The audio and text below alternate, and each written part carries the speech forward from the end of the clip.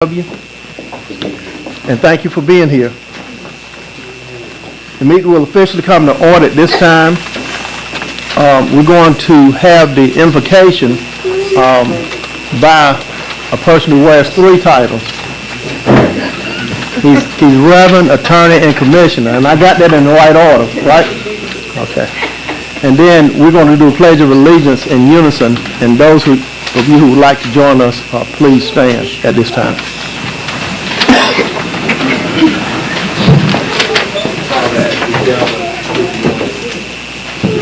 All those who have assembled. Father, we thank you for bringing us through 2023. Father, as we get into the business of this challenge, we pray that we rely on your wisdom, not the wisdom of man. As we make these decisions, we seek to improve the quality of life of the people in Halifax County. Though our decisions may be hard sometimes, we will do what's just, what's right, and what's fair. In Jesus' name I pray. Amen. Amen. To the flag of the United States of America and to the republic for which it stands, one nation, under God, indivisible, with liberty and justice for all.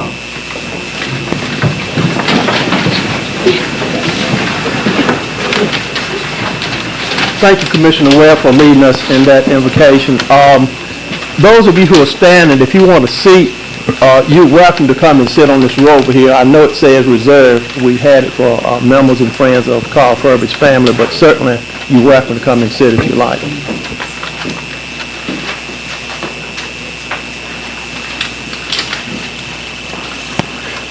Next item on the agenda is the adoption of the agenda. Trust that my colleagues have had an opportunity to review the agenda. I do think Madam County Manager has one item to add. Yes, Mr. Chairman, if you all would look at your agendas, item 7B, if you would amend your agenda to postpone that item. Ms. Medlin's not able to be here today. She's got some pressing family matters. Okay, we do want to keep Lori Medlin in our thoughts and prayers. Something that's going on with one of her children, and certainly we want to be prayerful and thoughtful with them. Okay, anything else? If not, I will certainly entertain a motion for approval. Motion by Vice Chair Brewer, second by Commissioner Johnson. Any further discussion? All those in favor say aye. Aye. All opposed? Okay. Next item is the conflict of interest. In accordance with the Halifax County Board of Commissioners Rules of Procedure in the North Carolina General Statute Section 153A-44, it is the duty of every member present to vote on all matters coming before the board unless there is a conflict of interest as determined by the board or by law. Does any board member have a known conflict of interest with respect to any matters coming before the board today? Commissioner Smith. No conflict. No conflict? No conflict. No conflict. Madam Clerk, let the record so reflect that the 6 commissioners present do not have any conflict with matters coming before us today. Next item is item 1, is the consent agenda. We have 3 items under the consent agenda. Item A is the approval of minutes. Item B, budget amendments, and item C, property tax collections, refunds, and releases, December 2023. Any questions or comments from any of the commissioners about that? If not, I'll still entertain a motion. I'll second it. Okay, motion by Commissioner Johnson, second by Commissioner Smith. Any further discussion? All those in favor say aye. Aye. All opposed? Okay. Now, get to one of the most important things on the agenda today, maybe the most important. Item 2, special recognitions. I'm going to ask Vice Chair Brewer to come forward, and also Mr. Phil Ricks, would you please come forward?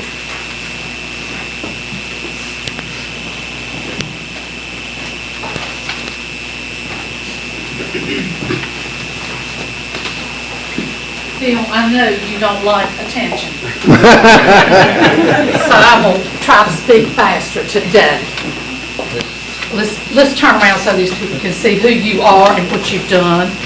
I was honored last Thursday to be at Phil's retirement celebration, and it was a celebration, and thank everybody who had a part in making it so.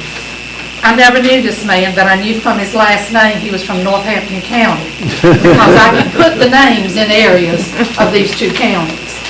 I also know that he is so respected, and I don't know that people in this county realize what he has done as far as handling the job he has handled. At the celebration last week, we were blessed to have people from McDowell County to Dare County. We had the head of the North Carolina EMS Association there who spoke glowingly of you, Phil. And he told us that in the last 15 years, he did not believe there had been a major event that this young man, and he's young, did not attend. So we owe him a debt of gratitude for his service, not only to Halifax County and prior to that Northampton, but to the citizens of North Carolina. With that being said, I'm going to slow down. Resolution. Whereas Philip L. Ricks decided to retire as Emergency Service Director with the Halifax County Emergency Service Department effective 31st of the year 2023, and whereas he has spent 24 years with local government, Phil has also served in many positions of honor in the community and the state, as well as being a dedicated public servant to the citizens of Halifax County. Now therefore be it resolved that on this day, Tuesday, January 2nd of the year 2024, the Halifax County Board of Commissioners did honor Philip L. Ricks with formal adoption of this resolution to be recorded in the minutes of the meeting of this day. Signed, Vernon J. Bryant, Chairman, Andrea H. Wiggins, Clerk to the Board. Mr. Chair, I move this be entered into the minutes as approval today. Okay, motion made by Vice Chair Brewer, is there a second? Second by Commissioner Davis. Any further discussion? All those in favor say aye. Aye. All opposed? Phil, I present you with this pen showing you are retired from the Halifax County. But look, you're going to get something, to my knowledge, no one else has had in 7 years. Okay. And I bet you can use it. And I've been told if it does not fit, he may exchange it for a different size. But we thank you for your service to this county and to the other citizens in the state. Would you like to say anything today? I'll try. Okay. I'll hold this for you. You can let it rest on the table. I if you want will to, let it Phil. rest. How about that? That'll There work you well. There we go. Please go ahead. I've held some type of EMS certification for the last 4 years, being EMT or above since then. And it's something that I've always dearly loved to do, and I've been able to do it not only here in Halifax County, but in all over North Carolina. And it's been part of my, that I've loved to do all those years. I started work here September the 15th of 1999, and Hurricane Floyd hit on September the 16th, so I kind of got that. But even though I've had some other baptisms in fire over the last 24 years, it's been all good, and I appreciate the county administrative staff working with me and the county commissioners as well, so thank you.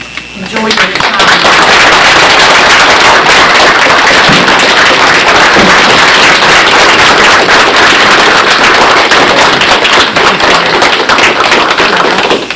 Thank you so much.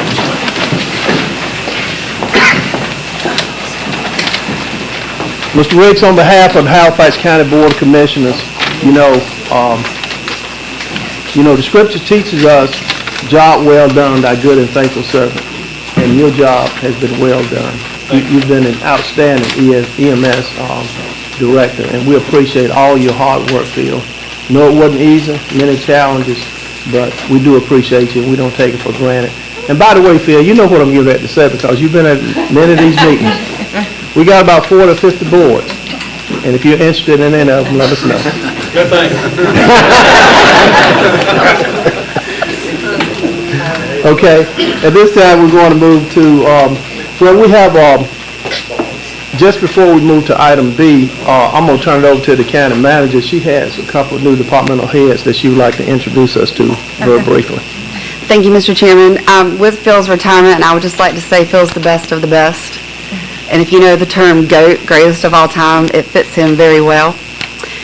With that said, we have had to hire, they say no one's replaceable, and you're not, but we still have to replace you. So I'm happy to introduce the new Emergency Services Director. His name's James Ellen, AKA JP. Please stand, sir.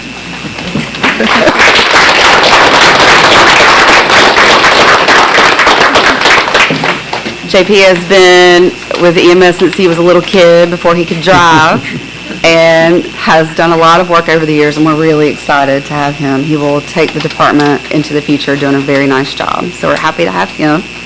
And we also have, if you remember, Bruce Robusto, our health director, retired back in October. The Board of Health named Cheyenne James, there she is behind Kathy. She is our new public health director. So you have two young, highly talented individuals to lead their respective departments, so we're really excited to have them. You're welcome to stay, you're welcome to leave, and if you'd like to say a few words briefly, the chairman has allowed that, if either of you would like to. Happy New Year, good morning, everyone. Good morning. I started my public health career here in Halifax County shortly 4 years ago. And it was always my long-term goal to come back home, once leaving my community and going to college, to come back and serve in some capacity. So for me, this is like a long-term goal and dream fulfilled at such a young age as well. So I hope to make you all proud, and my community, and the people of Halifax County, and the Police Public Health Board. So thank you for having me. Absolutely, thank you. Good morning. And we'll repeat the Happy New Year. I hope everybody's doing well this morning. First off, I want to thank the county commissioners for the opportunity to serve in this role. Years ago, I would tell Phil, I was like, one of these days I'm going to catch up to you. Well, I guess that day has finally come. And we call him retired, but I think it's kind of funny. He was out most of the night last night still doing duty, so. Again, like she said, this has been my dream. I've been here since my first call. I rode a bicycle to go on the call. Everybody talks about now the state EMS bike teams, but I'm sorry, I was the original. And like I say, I just look forward to working with everybody, and I don't know how I'll ever do half the stuff he's done, but I'll try.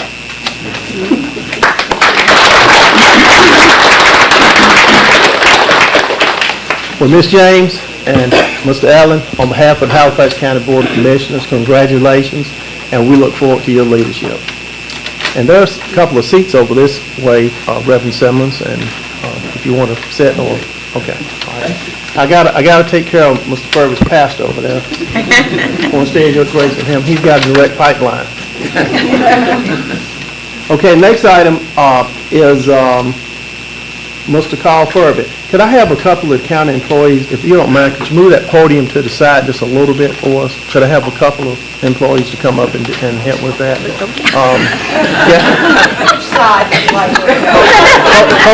Hold on. Hold on. Oh, that's great.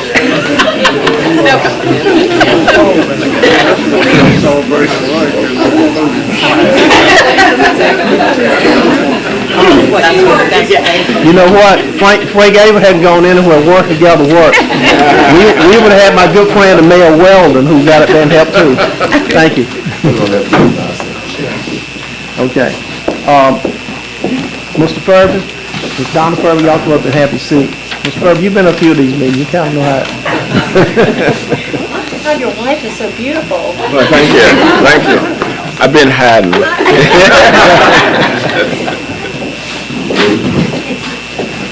Okay, at this time, I'm going to ask Commissioner Shanoa Richardson Davis to please come up and pin the boutonniere on Mr. Furby.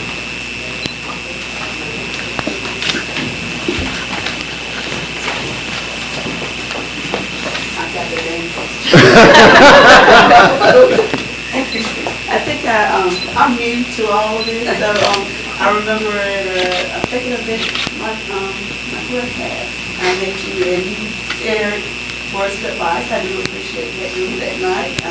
Hate that I didn't pick you up with you longer.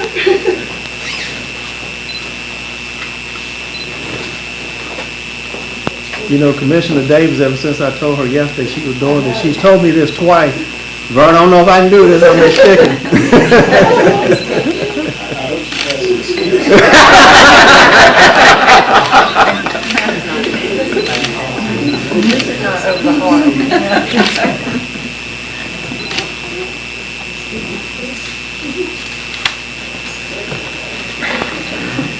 Yeah, thank you.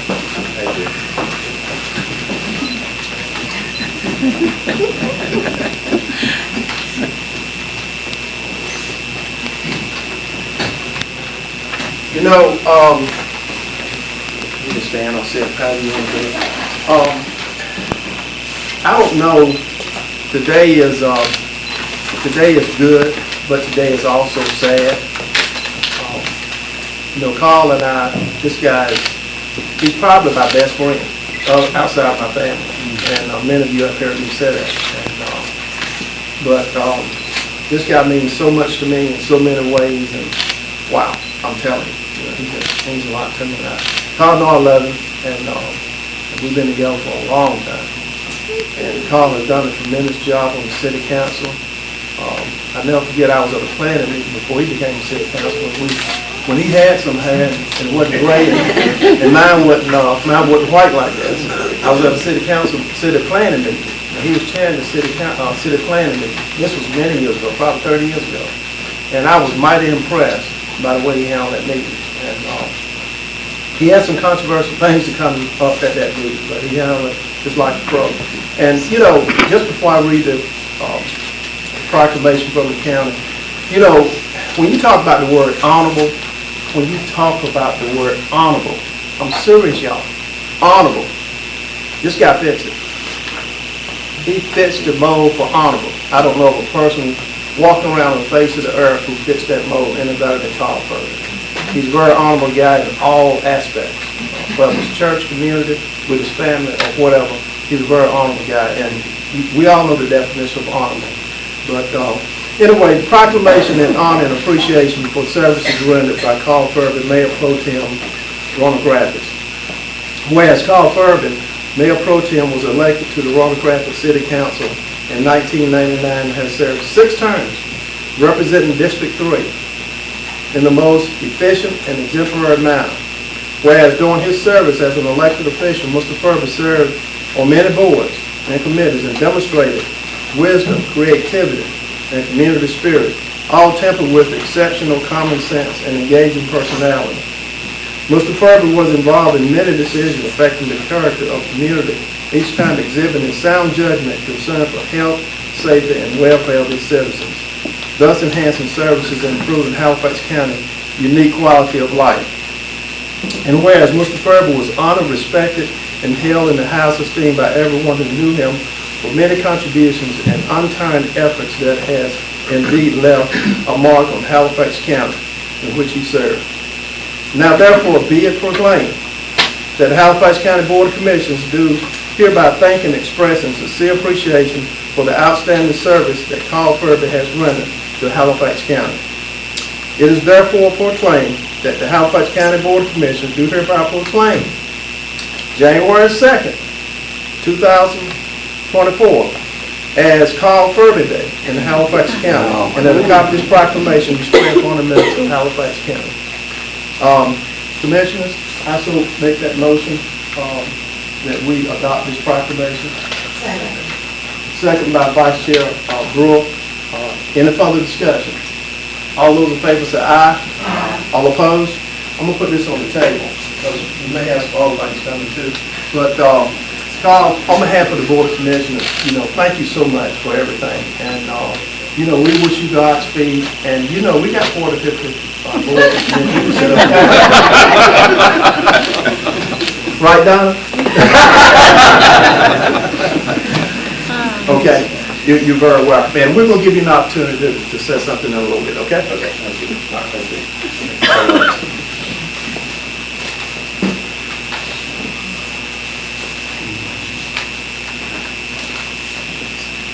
Okay, at this time, Commissioner Johnson will come up with a presentation.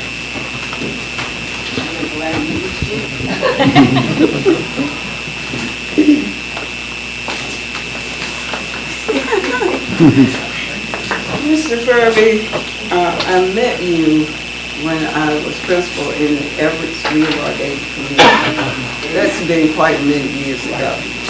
I found you to be a man of integrity, a community advocate, and just an all-around good person.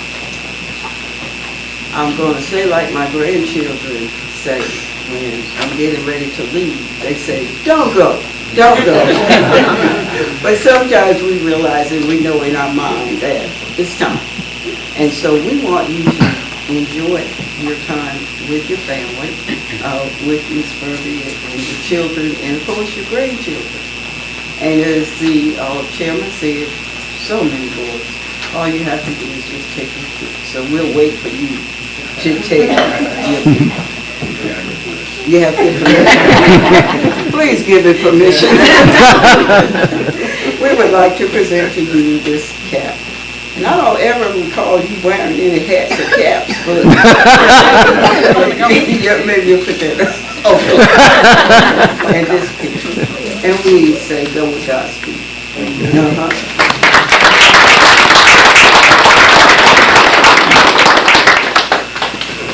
I play a little golf, so this is my Commissioner Brewer, Vice Chair.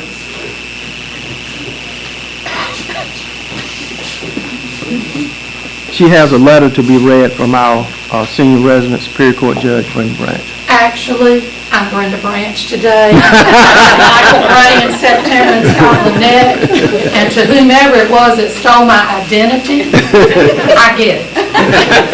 I have known Carl for many years, as I served on the board of Halifax Regional Medical Center. And Carl was an employee there of the utmost integrity. I remember one time I had a real issue with somebody from Virginia that needed some help to figure out if their bills could be paid. He was the man, just let me say. He was the man. Carl, you are so respected throughout your work career and also your service as a public servant. And I want to tell you something somebody told my grandson. You see that turtle sitting up there on that fence post? He didn't get there by himself. And I want to thank Ms. Bird for supporting him all these years of his service to the communities. Now I'm Brenda Branch.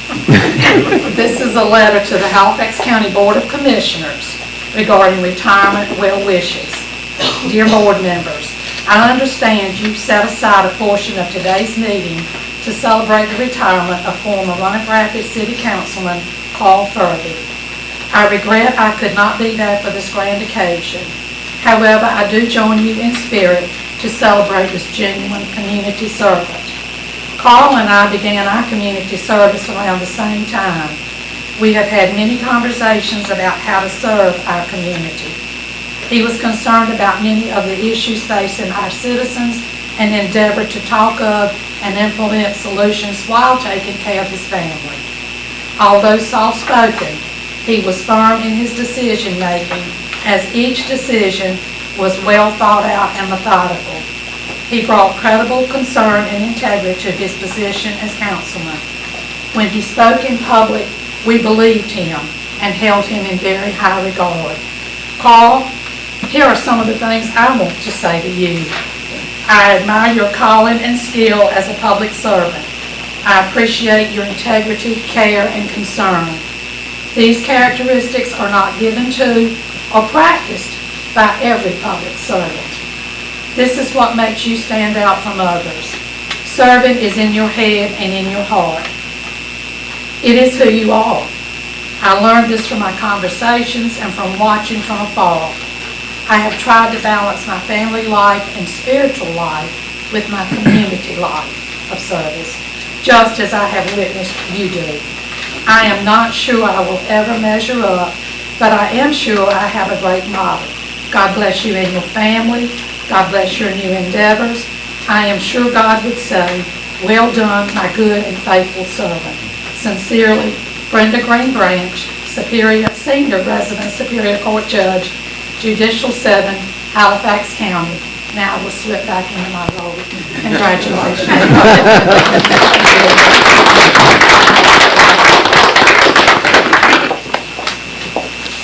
Okay, now we'll hear from North Carolina House Representative Michael Ray.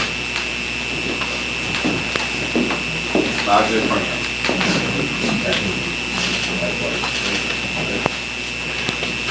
Mr. Chairman, County Commissioners, citizens, distinguished guests, it's an honor and privilege to be here this morning.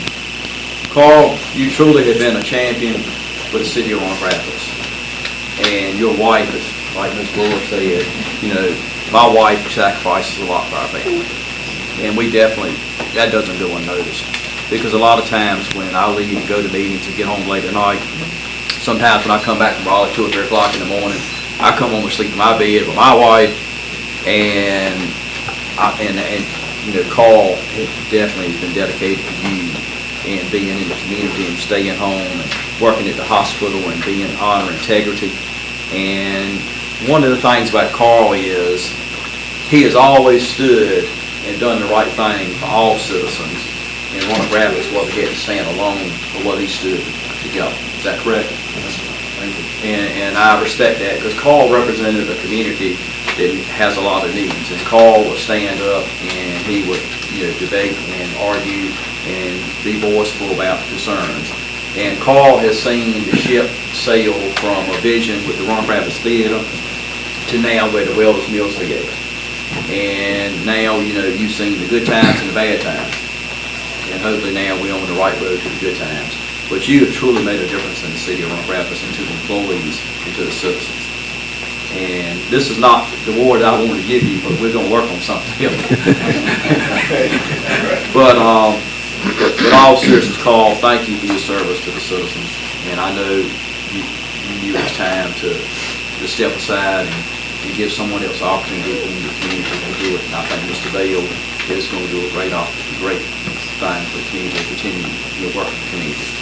So I have a resolution or proclamation here on House Representatives of North Carolina General Assembly since congratulations to Carl Irving in recognition of 35 years of service to the city of Roanoke Rapids with the planning board and with, you know, the council. And the second day of January in the year 2024, Mike Waitray, North Carolina House Representative 27th District, Halifax, Northampton, Warren County. And thank you for what you do, have done, and continue to do. Because we know you are very faithful to your family, the good Lord, your family, and the community. And we know you're not going anywhere. They talk about they got 50-some boys. We got more boys than they do. Anything you want to do, you and your lovely bride together. Get to travel to some of them and spend the night. Carl, it's an honor to present this to you.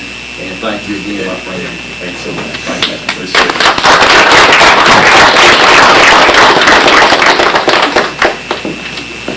I want to thank Representative Ray for that presentation.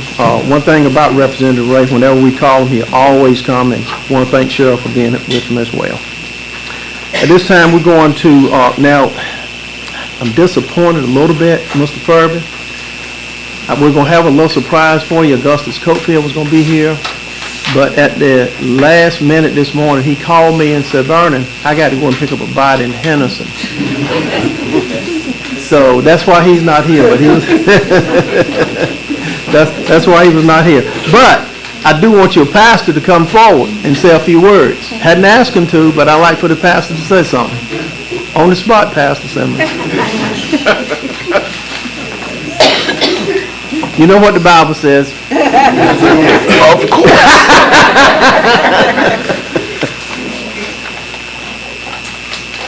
You also ready? Yes, sir. Good morning. Good morning.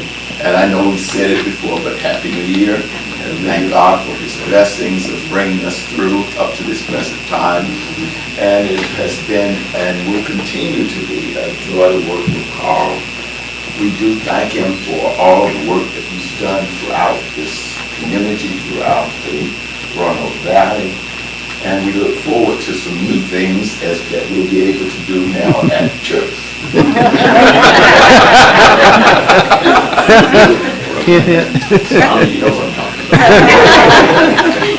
So congratulations.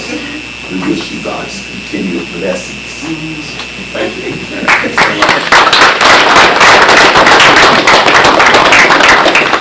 Reverend Simmons, as you go to your seat, I want to congratulate you too. I heard you got recognized by the association, and congratulations for that as well. And he told me that. At this time, we're going to ask Roanoke Rapids Mayor Emery Dowdy to come forward, my friend. And he got his bride with him as well, Yvonne. Well, I thought I was going to be first. Look at all of those great and wonderful things that I'm going to say, most of the people have already said. I don't have a flower for you. I don't have a proclamation. I read one of those a couple of weeks ago. But I want to yield back. Thank you all for giving me this. Sure. It means a lot to me. At the reception that we had for you and your wife a few weeks ago, I had the opportunity to speak about some of the things that we had done in 14 years for me being as the mayor, and you being there as the veteran when I came. Between Mr. Bryant and Mr. Farabee and myself, we got right at 90 years of public service. Right. We ought to be getting close to a pension.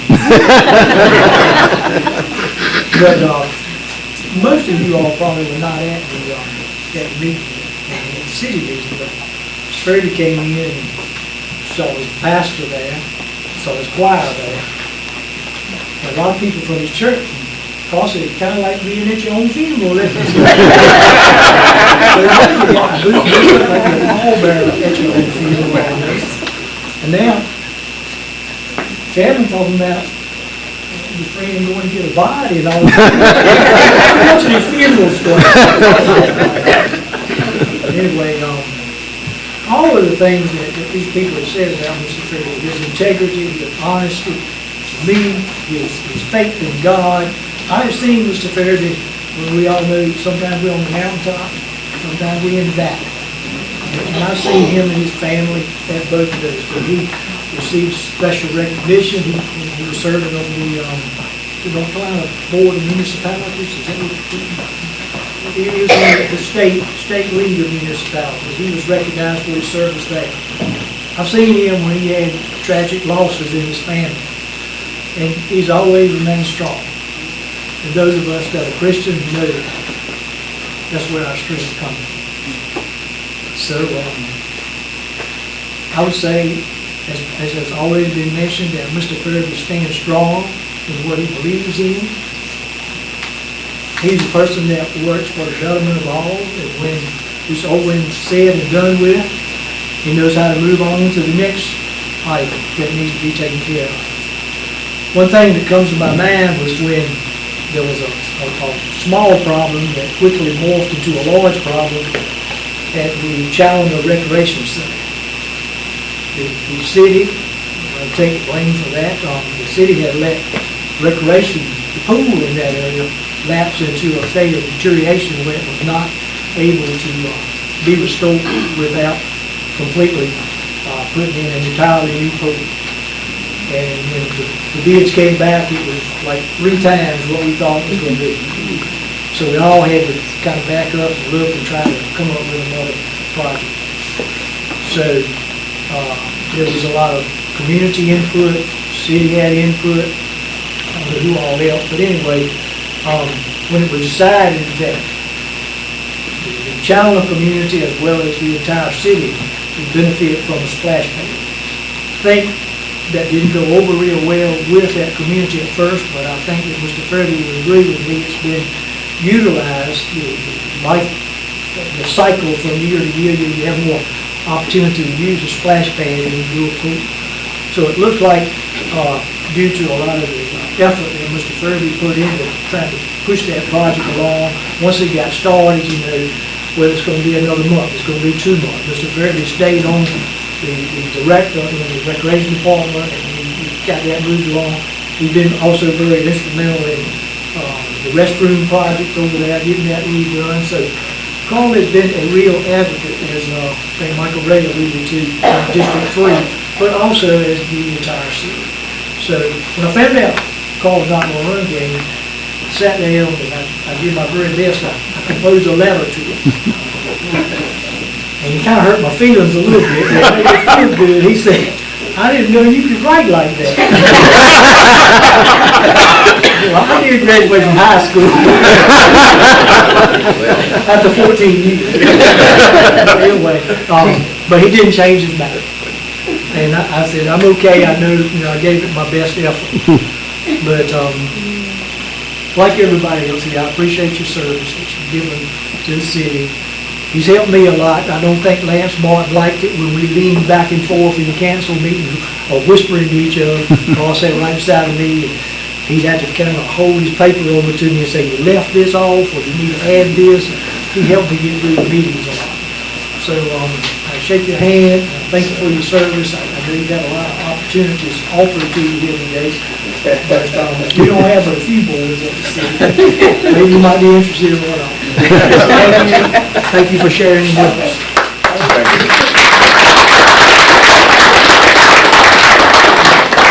Okay.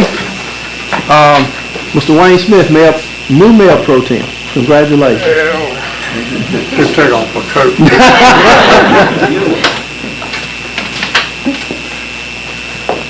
Keep your seat, Carl. I'm not going up here to talk about how much you accomplished in Royal Rapids and everything. We're going to go back in history a little bit, see how your memory is.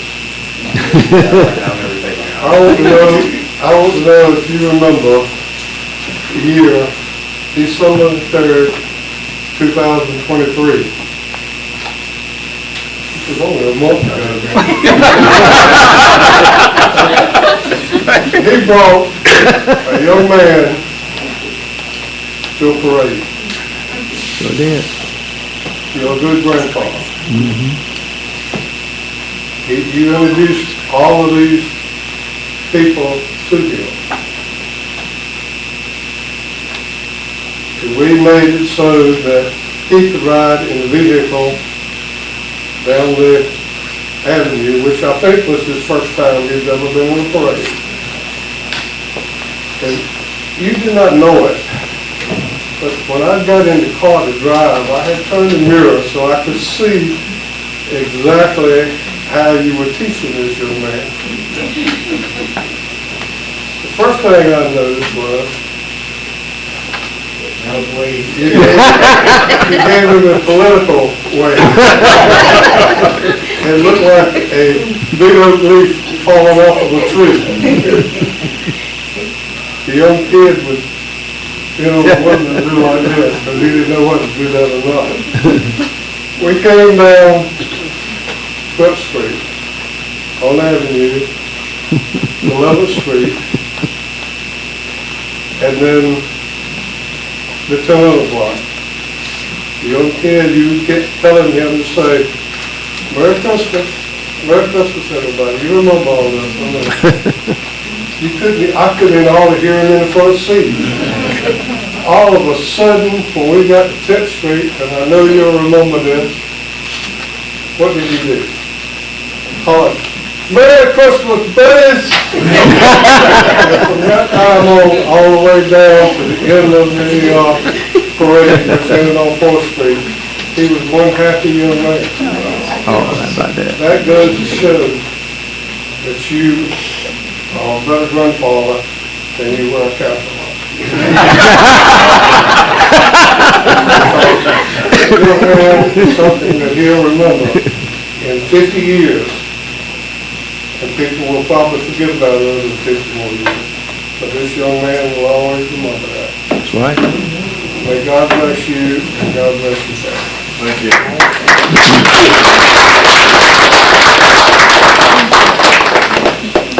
Okay, now, my bride, my everything, Sandra Bryant. She's also on the city council. Long Rapids. Wow. Good morning. Good morning. Happy New Year to everyone. Happy New Year. And to my friend Carl Burby, I always have to say, I will miss you, but I wish you the best.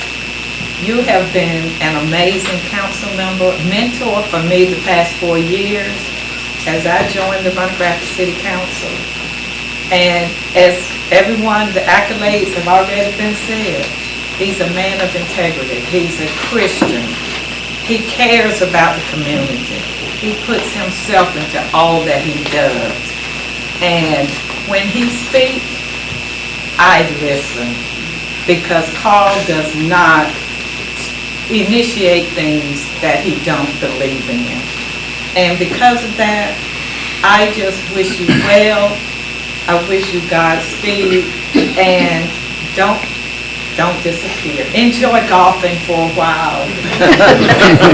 But don't forget about running for the city council, because, you know, you've just been such an integral part of the city, 34, almost 35 years.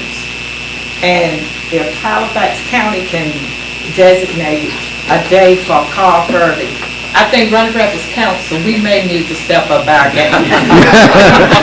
I wish you well. God bless you.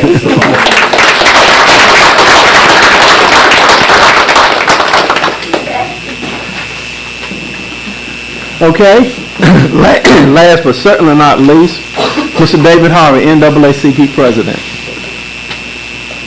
Good morning, everybody. Good morning. Mr. Chairman, before I get to you, I just want to take 1 second, because I get a chance to do this again. And I want to thank Commissioner Johnson, Commissioner Brewer, for all of the years in your service, not only to this county commission, but to this county. And Mr. Smith, I want to thank you, sir, for stepping up when this county needs you most. Thank you for stepping in. Amen. Carver.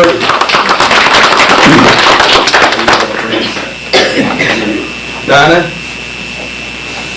listen, none of this happened without your support. None of it. All of these years of commitment, these years of service, but I heard support doesn't happen. And I know you're not a big political person at all, but you supported him. I want to say to the people in this room and to this city of Roanoke Rapids and to this county, when I came here as the president of the NAACP in 2005, Carl Furby and I got together right away. And throughout the years, we've maintained a friendship. We've talked about many things. We talked about a lot of issues in Roanoke Rapids. We didn't always agree on everything. But it was always a respectful disagreement, where we always was able to work through whatever we disagreed on. Nothing but respect for you. Mr. Mayor, I'm so glad you brought up the Chandler Pool issue. That was a hot topic. It was an issue. I loved when people own up to some things that maybe we didn't get right. And I was so glad to hear you mention that. Carl Furby fought for his constituents. He fought for that community to get what he felt they deserved. But he was that way throughout the last 19 years that I have been here, that I have known you. So I have nothing but respect for you, and I have enjoyed the relationship I've had with you. And I just thank you, and I hope that the people of Roanoke Rapids and the people of Halifax County will really, really appreciate what you brought to this city. And it's hard to replace that. It's hard to replace it.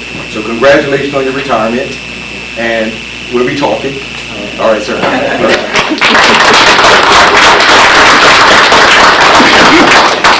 Thank you, Mr. Harvey. At this time, any remarks from any other commissioners or staff? Mr. Chairman, real briefly, I would just like to say I met quite a few years ago. And as Mr. Brewer said, it was on an issue of a bill that one of the young ladies out, the older lady out the church, had received from the hospital, and she was unable to get any resolved. But one commissioner aligned with me, and I came up to see him along with this elderly lady from our church. And Mr. Fergus Walker the other day, and I don't know where you got that idea from. You are an attorney. I said, no, sir, I'm not an attorney. That was my first encounter with him. I don't know if you remember that. I met him. And then from then on, we always became good friends. Thank you. Anyone else? Okay. If not, I do want to thank all the elected officials who are with us today. I also want to thank Andrea Wiggins, who is the clerk to the board and assistant to the county manager, for her work on today. And also, we're going to have light refreshments outside down the hall there, which you probably have seen that. Thank Dale Harrell for being present. Richard Holm, thank you always for being present. I want to thank Lance Martin, who I'm sure is listening to me today. And I know Lance don't want me to say anything about the Dallas Cowboys, but I will. Now, at this time, we're going to hear from Councilman Furby, and then after that, former Councilman Furby, then after that, we got one or two more things to do, and then we're going to move on to the next topic. Councilman Furby, former Councilman Furby. Yeah, good morning. Good morning. I want to thank God, first of all, for waking me up this morning and for all the years that I've had the opportunity to serve the community. You know, I always prayed about things and he kind of directed me in many ways. So, first of all, I want to thank him for him guiding me through all of that. I'm a man of few words, and usually I don't do a script. I'm not a script person. I'm sure the city can tell you that. I usually kind of go ad-lib in some cases, but I did jot down a few things. We have our grandkids with us, and you know, after the grandkids, we were saying, what day is it? Where are we in that? So, you know, again, this is the day that the Lord has made. Amen. Let us rejoice and be glad in it. And rejoicing I am. You know, sometimes I have to pinch myself just to see if I'm still here. And as I don't remember who said that earlier at the mayor at the last meeting, I had my church folks and all, and I said what he said. I said, you know, I feel all right, but I'm kind of glad Kofi is not here. I mean, I'm not alive here. But anyway, I just want to thank each and every one of you for being here and sharing this occasion. First of all, stand up, wife. Get my wife to stand up. And one of the reasons that I'm getting her to stand up is this. Most of you don't know her. She's been in the background. How did that happen? Thank you, God. There's your day, you do whatever you want. Oh, man. I thought I had cut this up on me, but sometimes it does what it wants to do. And I apologize for that.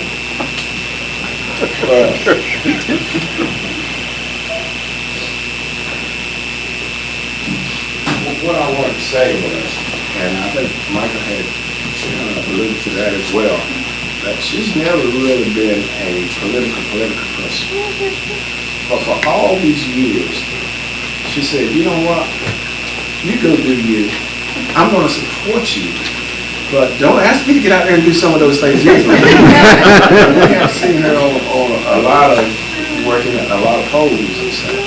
And I told her at one point, I said, you know, you probably passed out more cards for someone else than you did me. I can't believe that. But over the years, she said, you know, when is my time? When is my time? And I said, give me 4 more years. She would look at me and she said, okay, give me 4 more years. Okay. Well, this last time I looked and I said, you gonna give me 4 more years? So she says, my time. And you know, I looked at my age and looked at, you know, my family history and all, and I said, you know what, it is your time. So I wanted to give her some time. So that's really the reason. Not anything that you guys, it's the reason that I wanted to step down and spend some time with my family, my grandson, as Wayne had said earlier. You know, just real quick, and I know you guys got a lot to do. He did kind of at about 10th Street. He saw some of his friends out there, and he was throwing some candy. He said, "Hey, buddy, how you doing?" Hey, and start naming more people than I did. Start naming some of his teachers and all that. I said, "Hey, this guy, that's the next, that's the next city councilman." So he did real well. Again, I want to thank everybody who's sharing here today. I want to thank First Baptist Church for always supporting. You understand this? Thank you so much. And I hear you. I hear you. So we're going to work on that. Who's called for? Yeah. Who's called for? I'm just a man that started out years ago, even before I was in politics, trying to help others. And that's who I am. I grew up humble in a small town in Currituck County. I had one brother and two sisters. We grew up poor, but we loved each other and had that love. And but I was also, it was kind of, at that time, a small family. Because I always was connected to large families. There was 9 in my father's family. I was 13 in my mother's family. So we always had that. And then, don't talk about the grandkids and all those other ones. I grew up around a lot of people, and we always wanted to help people. So that's kind of who Carl Furby is. My daddy was a humble man. His name is Malachi. This is just, he was humble. And I don't ever remember him thinking me. He was just like this. But my mama ain't happy, ain't nobody happy. But she loved me and we loved each other. And I think the city has kind of seen a little bit of both of them in me from time to time. I try to be a humble guy, and I am a humble guy, but every once in a while, I guess I kind of get my mama in me. I want to tell about my first cousin. I had a first cousin named Margie. And Margie was just a person that was humble as well. And she could make me feel like I was floating. All she had to do is say, Carl. And when my brother and I were together, she said, hey, Carl. And those Furby boys. And I don't know what it was, but whatever it was, it just made me feel like I was floating. So I want to say this, and I'm going to be quiet. There's one other person that I know that makes me feel that way. He's not my real blood brother, but he is my brother. That's Ron Bride. He can make me feel taller than I am.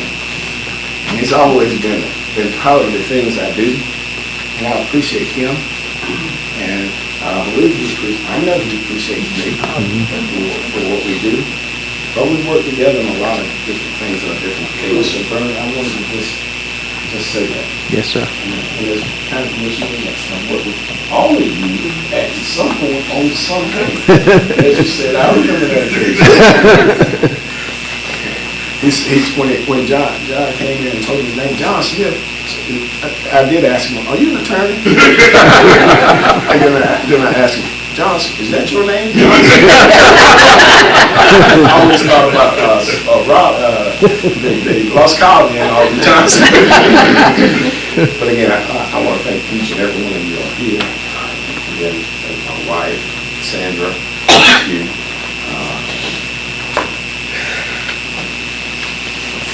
I hope and I pray that I've made a difference in someone's life. And that's what it's all about. That's what I've always worked for. And I'm getting my flowers now. And that's kind of where I had to pinch myself. Get my flowers now. Twice. Like the city and from the county. Again, I thank you all.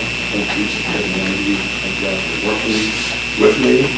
I'm not totally down, maybe not. Doc, I see you back on the back.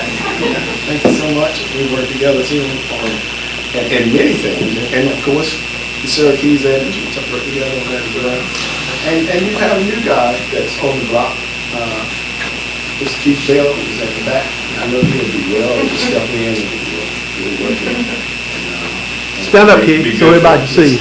You can't see me unless there you go. Stand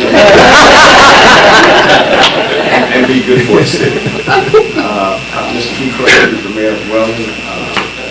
We're good buddies, we're good golf buddies, and we work together on different occasions as well. course, we'll get out there, get some balls and do that. Well, she's telling me so. You say if you let you. Oh, that was when I talked about golf, she did that. So thank you all, thank each and every one of you. God bless you, I love you.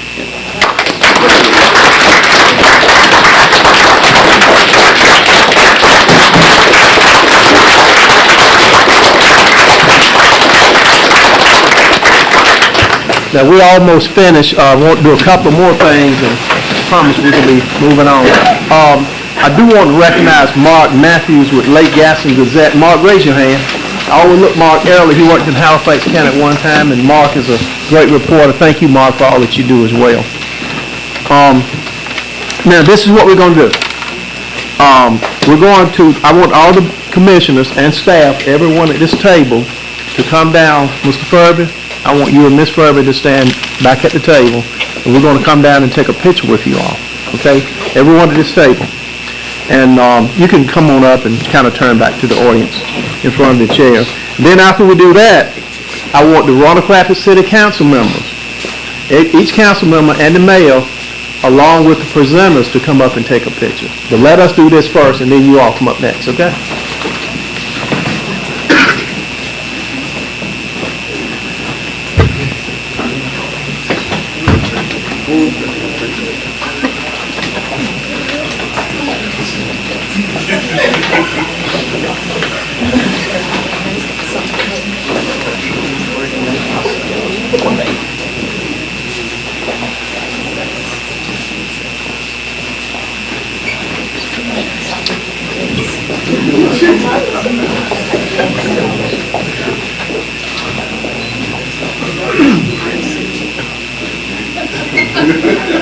Imagine that. He looks like.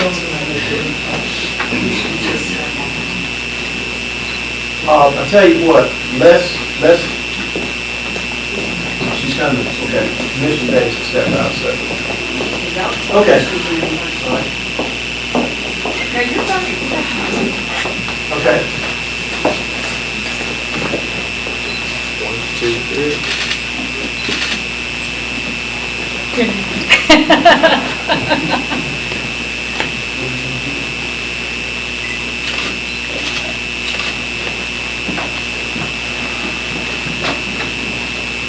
One, two, three. 1, 2, 3. Thank you. She's our newsletter expert. Okay, now, city council, Keith, you need to come up, and all city council, come up and take a picture. Mr. Harvey, anyone presented.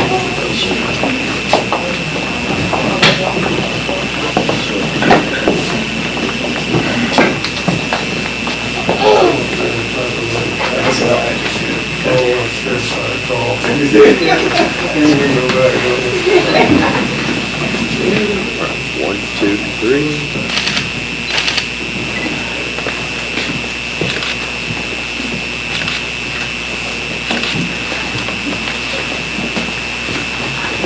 Okay, now, the only thing we're going to do is we're going to ask Commissioner Smith to give us a blessing of the food. We got light refreshments out here, and after he says the blessing, we're going to be at ease for about 15 minutes. That's when we can mingle. And 15 minutes, y'all know I'm quick on time, so 10:45 we need to be back. Commissioner Smith. Let's bring our life for this day. We thank you, God, for our service and blessings to them thus far.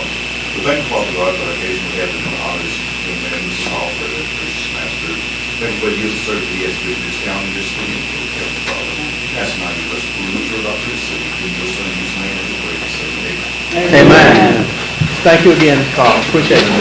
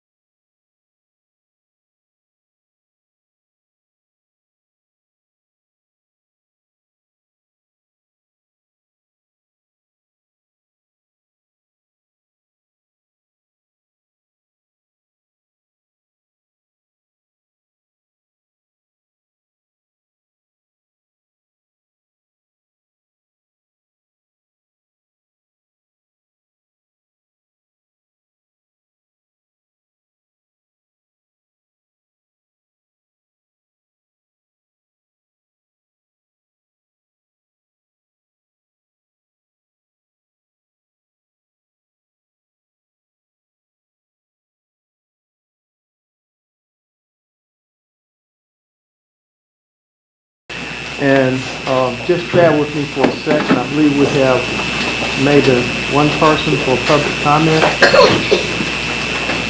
But prior to that, I need to read a statement. Ms. Scott, just before I read that statement about public comment, just introduce your new staff person to us, please. Good morning, everybody. I'd like to introduce you to Tanya Mulaney. Today's her first day, starting as administrative assistant to the Economic Development Commission, and I'm so excited to have her on board. I know you are. Yeah. I thought it would be a great opportunity for her to learn about what we do at the end of today's meeting. Very good. Thank you, and welcome aboard.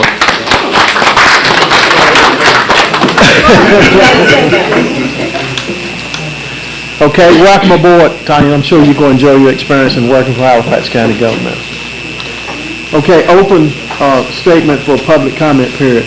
The statement reads as follows. As required by the General Statute 153A-52.1, the Halifax County Board of Commissioners provide a public comment period once a month as an item of business on its regular meeting agenda. Now is the scheduled time for public comment period. When I call your name, please come to the podium, state your name and address, and begin speaking. You will have 3 minutes to address the board. If you have documents that you wish to give out, please hand those items out before going to the podium. I will not go over the rules of the public comment period during the because they were posted by the door of this room. By signing up to speak, you have acknowledged that you are familiar with the rules and that you will abide by them.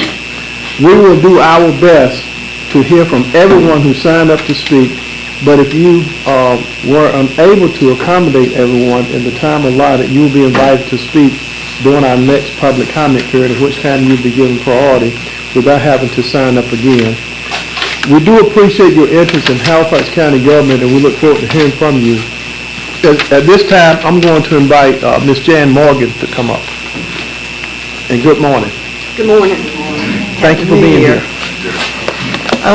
First, I just want to say, I had no idea Mr. Fairby was going to be honored today. I haven't known him long, but just from attending the meetings at the Roanoke Rapids City Council, I've been extremely impressed, and I don't impress that easily.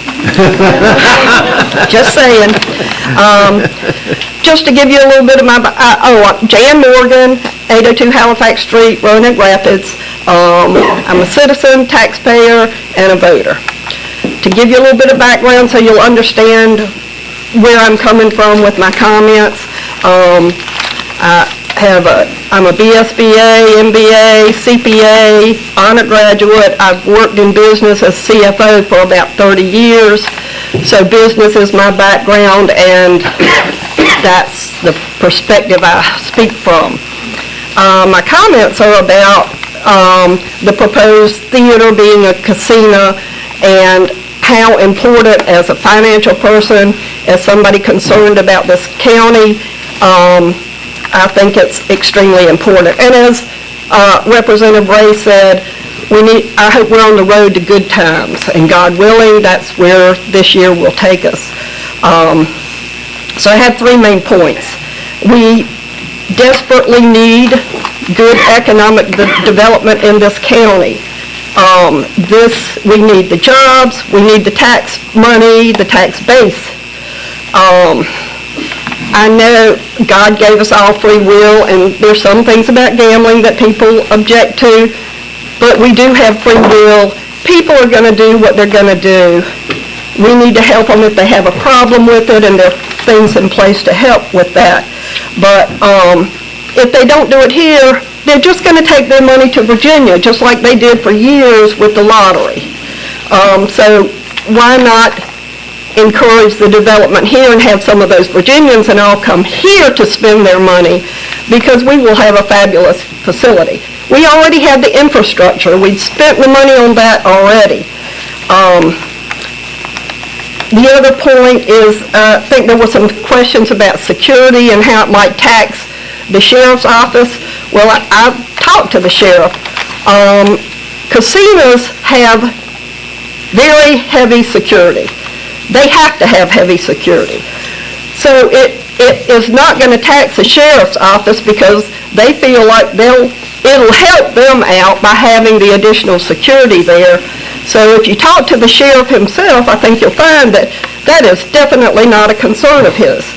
So I would just encourage that we think about this real hard, because this county needs it desperately. I think it's just a plus. I mean, gambling has its issues, a lot of things. And we already have gambling here. Let's not kid ourselves. We got bingo. We got these little cash things. Let's do some of it that actually helps us move this county forward in a positive economic way. Thank you. Okay, thank you, Ms. Williams. Appreciate your comment. Okay, next item is the public hearing for proposed additional appropriations to the Economic Development seed account. Ms. Scott, we'll hear from you at this time, and then we'll open the public hearing. Okay, good morning.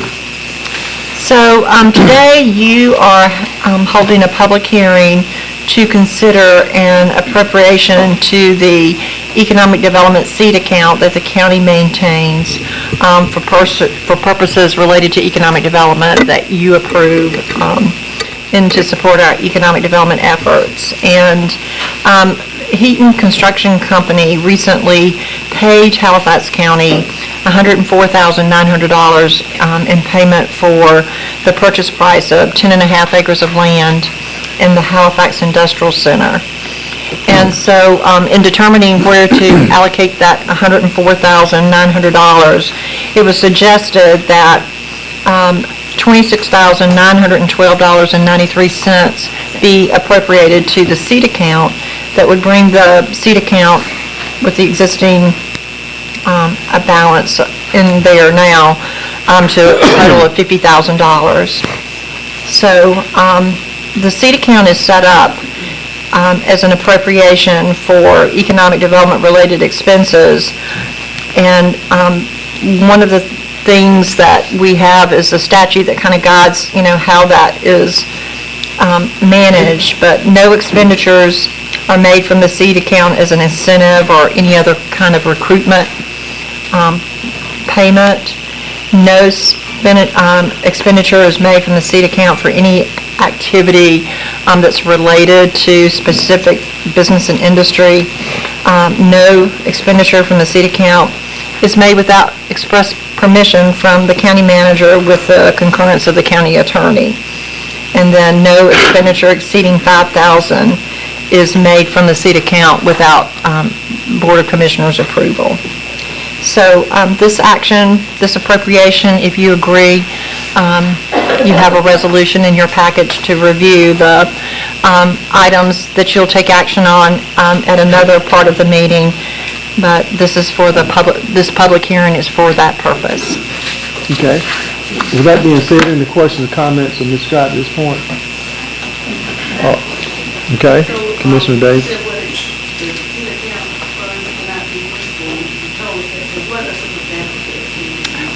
If we needed to do phase 1 environmental assessment for a site for, economic development purposes, or, if there are closing costs relative to a piece of property, that's more of an administrative type expense for economic development that's not budgeted somewhere else for those purposes. Okay. All right, anyone else? Thank you. Okay. Of course, Ms. Scott we're going to conduct a public hearing pursuant to General Statute 158-7.1C regarding the proposed appropriation expenditure of public funds from the Economic Development seed account. All right, at this time, I'm going to read an opening statement, after which I'll ask for a motion and a second by the commissioners to officially open it up. The opening statement for the public hearing.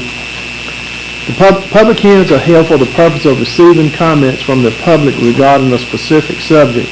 Those persons desiring to speak should give their name, their physical address, their phone number, and the name of the organization they are speaking for, if applicable. We request that each speaker limit their comments solely to the issues at hand and not direct comments towards specific individuals. In the interest of time, please do not repeat facts or issues covered by previous speakers. If you wish to comment, you should express your opinion on the subject matter and give to the board an understanding of whether you favor or oppose the issue being discussed. The Halifax County Board of Commissioners values and appreciates the opportunity to listen to the citizens of our county and respectfully request that the above guidelines be followed. With that said, Commissioners, what is your pleasure about opening this public hearing? Mr. Chairman, that the public hearing be open for the appropriation and expenditure of public funds for the economic development city. Motion made by Commissioner Johnson. Is there a second? Second by Commissioner Smith. Any further discussion? All those in favor say aye. All opposed? Okay, at this time, the public hearing is open. Feel free to come to the podium and just follow my instructions as given previously. Mr. Chairman, seeing as anyone's coming forward, I move the public hearing to be closed. Motion made by Vice Chair Brewer. Is there a second? Second by Commissioner Webb. Any further discussion? All those in favor say aye. All opposed? Okay, next item on the agenda. Item 5, which deals with the Halifax County Broadband Project Update. Mr. Eric Collins. I think we had a little conversation about coming into this place this morning, didn't we? Yeah, we did. Yes, sir. Good morning. Thank you. Good morning, Mr. Chair, Madam Vice Chair. It's good to be with you. Happy New Year. I was just speaking with the county manager, Ms. Denton, and I came into the room this morning and I saw the room full, and I said, wow, they're coming to hear me speak. And I looked over and I saw, and I looked at the agenda, saw Mayor Pro Tem Kirby. I said, that's why they're here. So it's a pleasure to be with you this morning. I will not try to take too much of your time. I'm in technology, so I was given directions not to point that at that, but point it up at the camera. Let's see if we can get it to come up. So it was a pretty exciting time in North Carolina, not only in North Carolina, but actually across the United States. My name is Eric Collins. I'm the Director of Government Affairs for Charter Communications.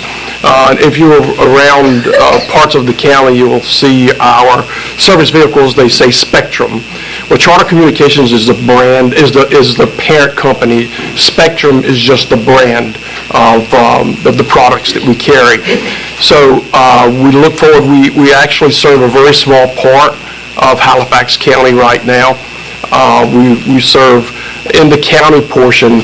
We serve just a small portion of the county outside of Roanoke Rapids and outside of the Littleton area. And there's some other very small parts.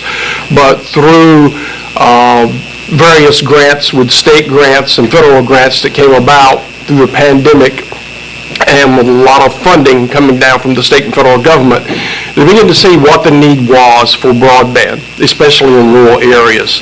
And the lack of broadband and the need of students in schools, as well as seniors needing health care online services. We have, as a company, endeavored to work with state leaders as well as the federal government to deploy broadband as quick as possible and be involved in some of the programs that we have that are available. So I'm going to just give you a little background, since we have just a small portion of the county, just to share with you who we are. We are one of the largest telecommunication companies in the United States. We serve about 32 million customers. We have over 100,000 employees. We were one of the first companies in the nation that went to $20 per hour wages back in, I think it was like 2016, 2017.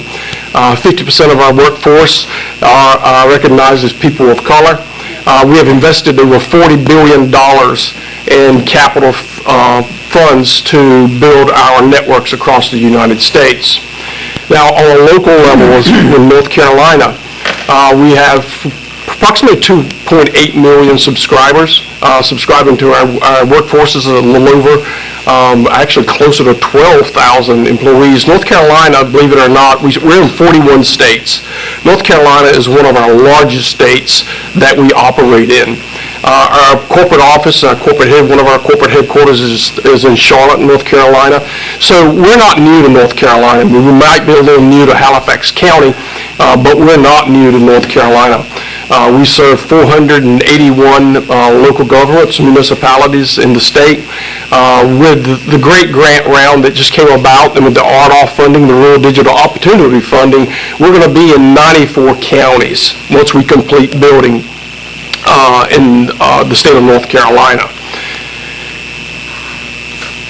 So with that, we found that during the pandemic, the need for broadband was so great. Not only was the need so great, but the federal government also recognized that with the need for access to broadband, there had to be a caveat in place and had to be something in place for those families who could not afford broadband.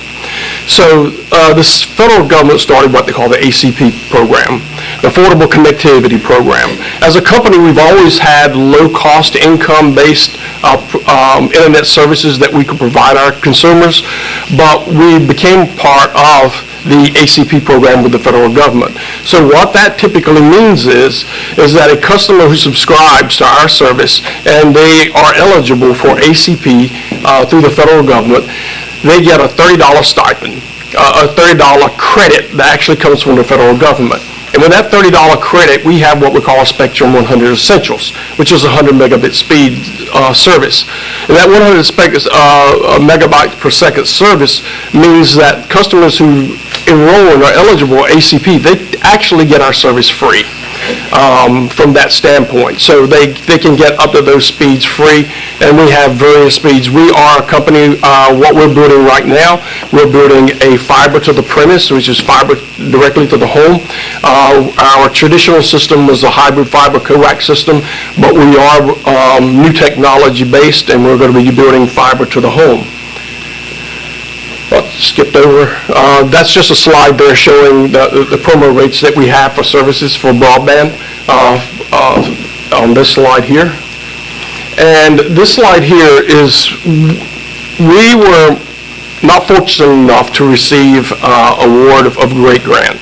I think there was 2 other providers that received awards for a Great Grant from the state.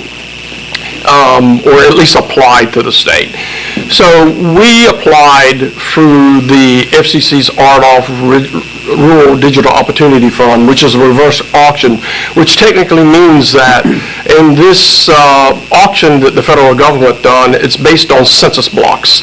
And in those census blocks, providers could bid on census blocks, and it was reverse based to the point where it simply means that those who were willing to pay less, pay more, and receive less funding won the award and won the grant to receive RDOF.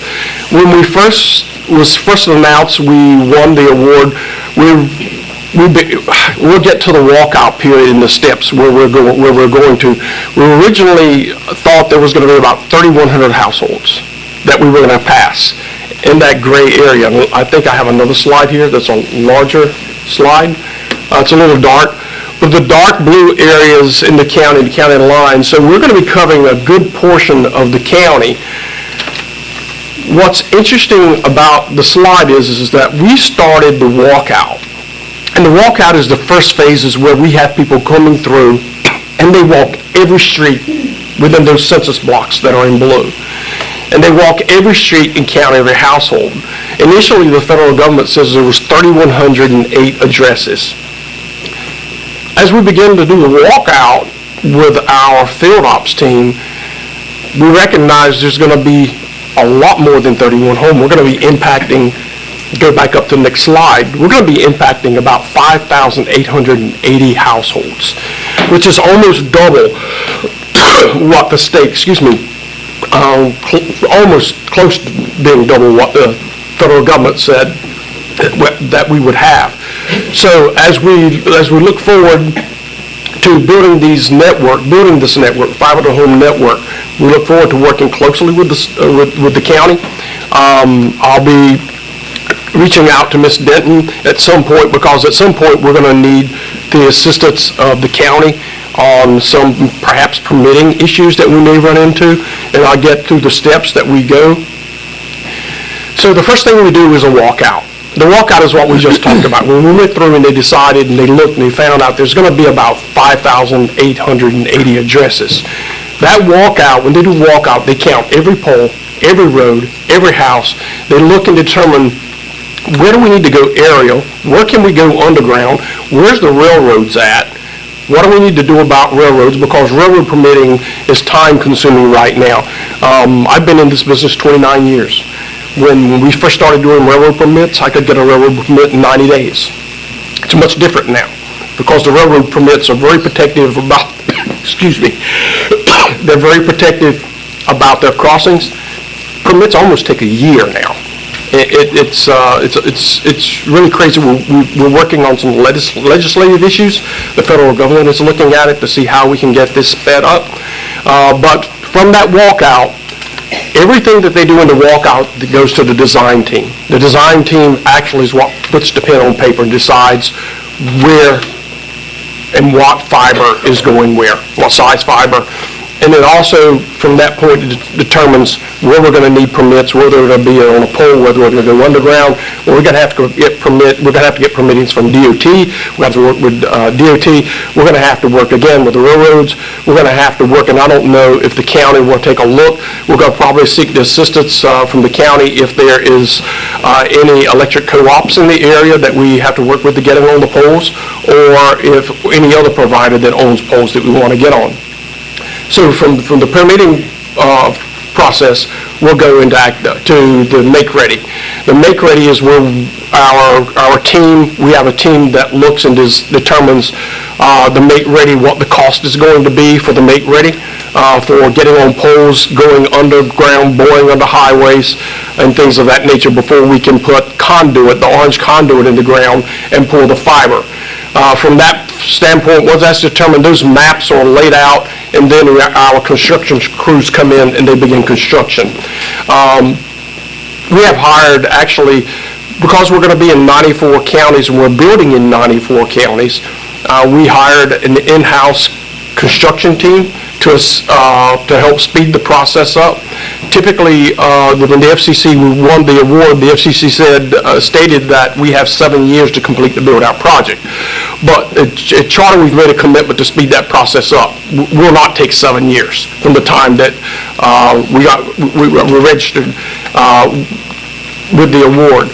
So the commitment from Charter was we're going to speed that process up to a 3-year period from that concept.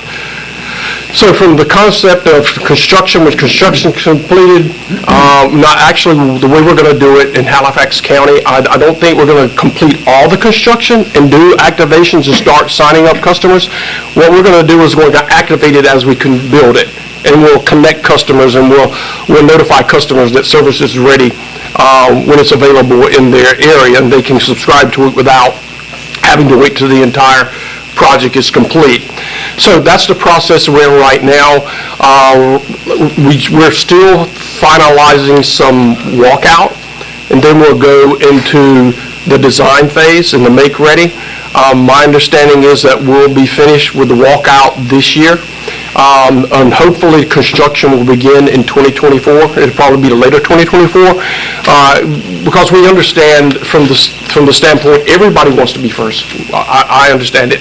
In my county where I live, I always wanted it. Everybody wants it to be first, but it's difficult for everybody to be first when you are building in 94 counties. And so therefore, we look at where our main fiber is coming from, where we have to extend fiber to get to a county. So we build those trunk lines. Even though we're in Roanoke Rapids, that's not a fiber to the home solution. It's a hybrid fiber coax system. So we're having to build a fiber backbone to get into the county to be able to complete the build. So that's going to take some time to get that fiber backbone in, and that's why the construction phase is probably going to move in the latter part of 2024. But we're really excited about knowing now that we're going to be close to 6,000 households, and who knows, that number might go up. And there's also other opportunities for us to partner. I know The state is going to have the cab opening come around, and then also the state just got a lot of funding for those areas, those low-hanging fruit households just in the middle of nowhere where there might be 1 or 2 homes per mile, where it's very difficult to get to. So the funding that's coming down to the federal government with the state will help us and help other providers get to these residents, because I think they need them, the request from the county is you want every household served with fiber, with broadband services. And that's what we're going to work hard with the county to do with all the grants that's coming forth and with all the funding that's coming down from the federal government to the states. With that, I'll be glad to answer any questions that you might have. Now, you said covering every home, that's good, but we're talking about businesses and schools and all that, too, right? That includes businesses and schools, that is correct. Okay, any questions or comments from any of my colleagues? Mr. Collins, if you would go back to the map that you showed us, and I think you said it was over 5,880. Homes, households. Okay, specifically, as we look at those areas, can you give us actual numbers? I can't at this point. All I know is, all the information that I have at this moment is something we can come back later, because what I'm going to do is, once we get started, I'm going to be coming back and giving reports to the commissioners on our efforts and where we're at. Once we get, just on the walkout, it's very difficult to give the numbers, and the reason I say that, you can pull the numbers, you can go to a FCC website, the RDOF website, because it's census block based. And the federal government, within those census blocks, and you go to fcc.gov, and you go, and I can send this to Ms. Denton, and she can gladly share it with you, because you can use that map. And you can, when you go to the FCC website, it will pull up all these unserved areas that were won an award. And you can click on those census blocks in each one of those blue areas, and it will tell you the number of households. You can actually go to this website. If there's a household within the blue or close to blue you're just not sure about, you can actually type the address in for that household, and it'll tell whether it's going to be served in this. I think that'll be a very good, helpful tool for you, for each of the commissioners.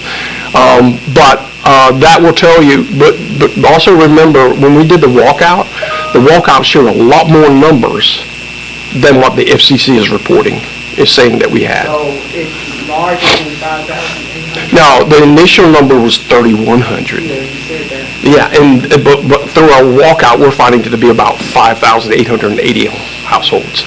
And again, that number will probably go up, because there's probably going to be construction or some mobile units poured in on lots, so that number will probably go up. And there's also synergy passings where it's interesting how census blocks, and you know how census blocks work. Census blocks typically follow a highway. And so if we're going down the highway, and the blue shaded area is on the right side of the highway showing that census block, it's going to make sense that we serve the left side of the road as well. We're not going to go down the road. We're going to try to get every consumer that we can. So that'll also affect that number as well. But I'll get that to Ms. Denton. Okay, any further questions or comments?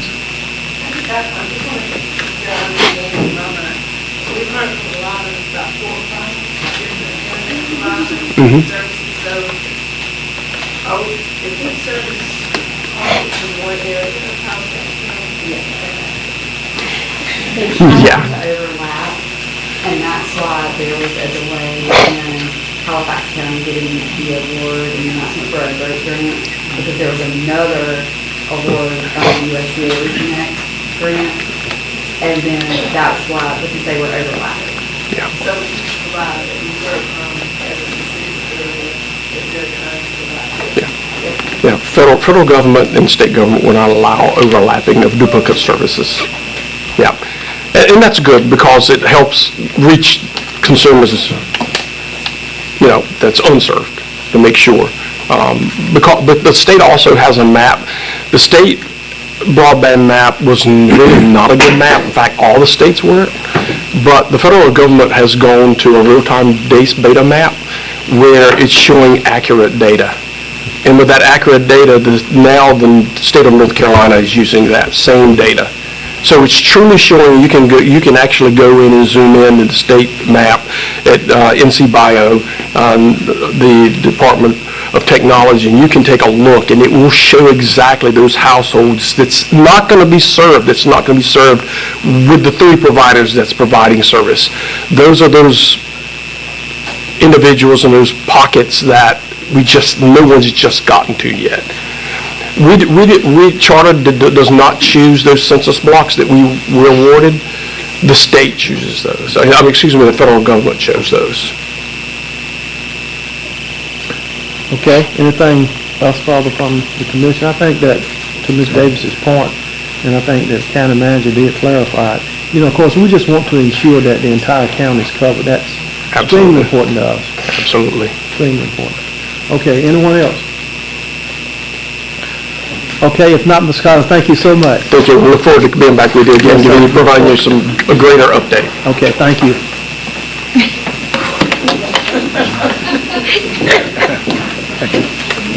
Bye-bye. Okay, next on the agenda, action on the public hearing. You've heard the information coming from Ms. Scott regarding the proposed additional appropriations to the Economic Development seed account. Ms. Scott, do you have anything further to? Nothing further, but if you have any questions, I'll be happy to try to answer them. Okay. Just to say, there is a resolution in the packet, so we actually have a motion to adopt the resolution. Okay, Commissioner? I move that the resolution authorizing an additional appropriation in the field of public funds for the economic development purposes increased. Okay, motion made by Vice Chair Brewer, second by Commissioner Johnson. Any further discussion? All those in favor say aye. All opposed, like sign. Okay. Thank you so much. We'll see you in a little bit. All right. Okay.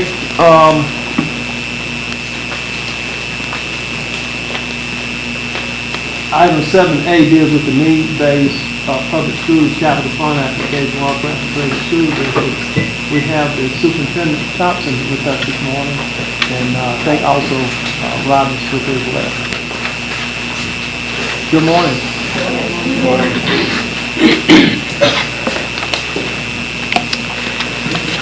Good morning, and Happy New Year. Thank you. Today, Robbie Clements, our Director of Facilities and Operations, and I are coming to request approval and local funding for our needs-based public school capital fund application for a new Roanoke Rapids Graded School District pre-kindergarten center on the site of Manning Elementary School. The application needs to be submitted by January 5th if approved. When we came earlier and we received approval, the architect had planned using cost estimates from May and June 2023, but due to the estimated increases in construction costs and other rising costs associated with inflation, he has increased the total project cost by $371,887 to a total project cost of $19,894,795, which would increase the local funds needed by $18,587 for a total of $994,740. We respectfully ask for approval and local funding for our GSD's needs-based public school capital fund application. Okay, you've heard information coming from the superintendent. Any questions or comments? If not, we still need a motion for Attorney Rollins. You have anything? I have a really bad memory.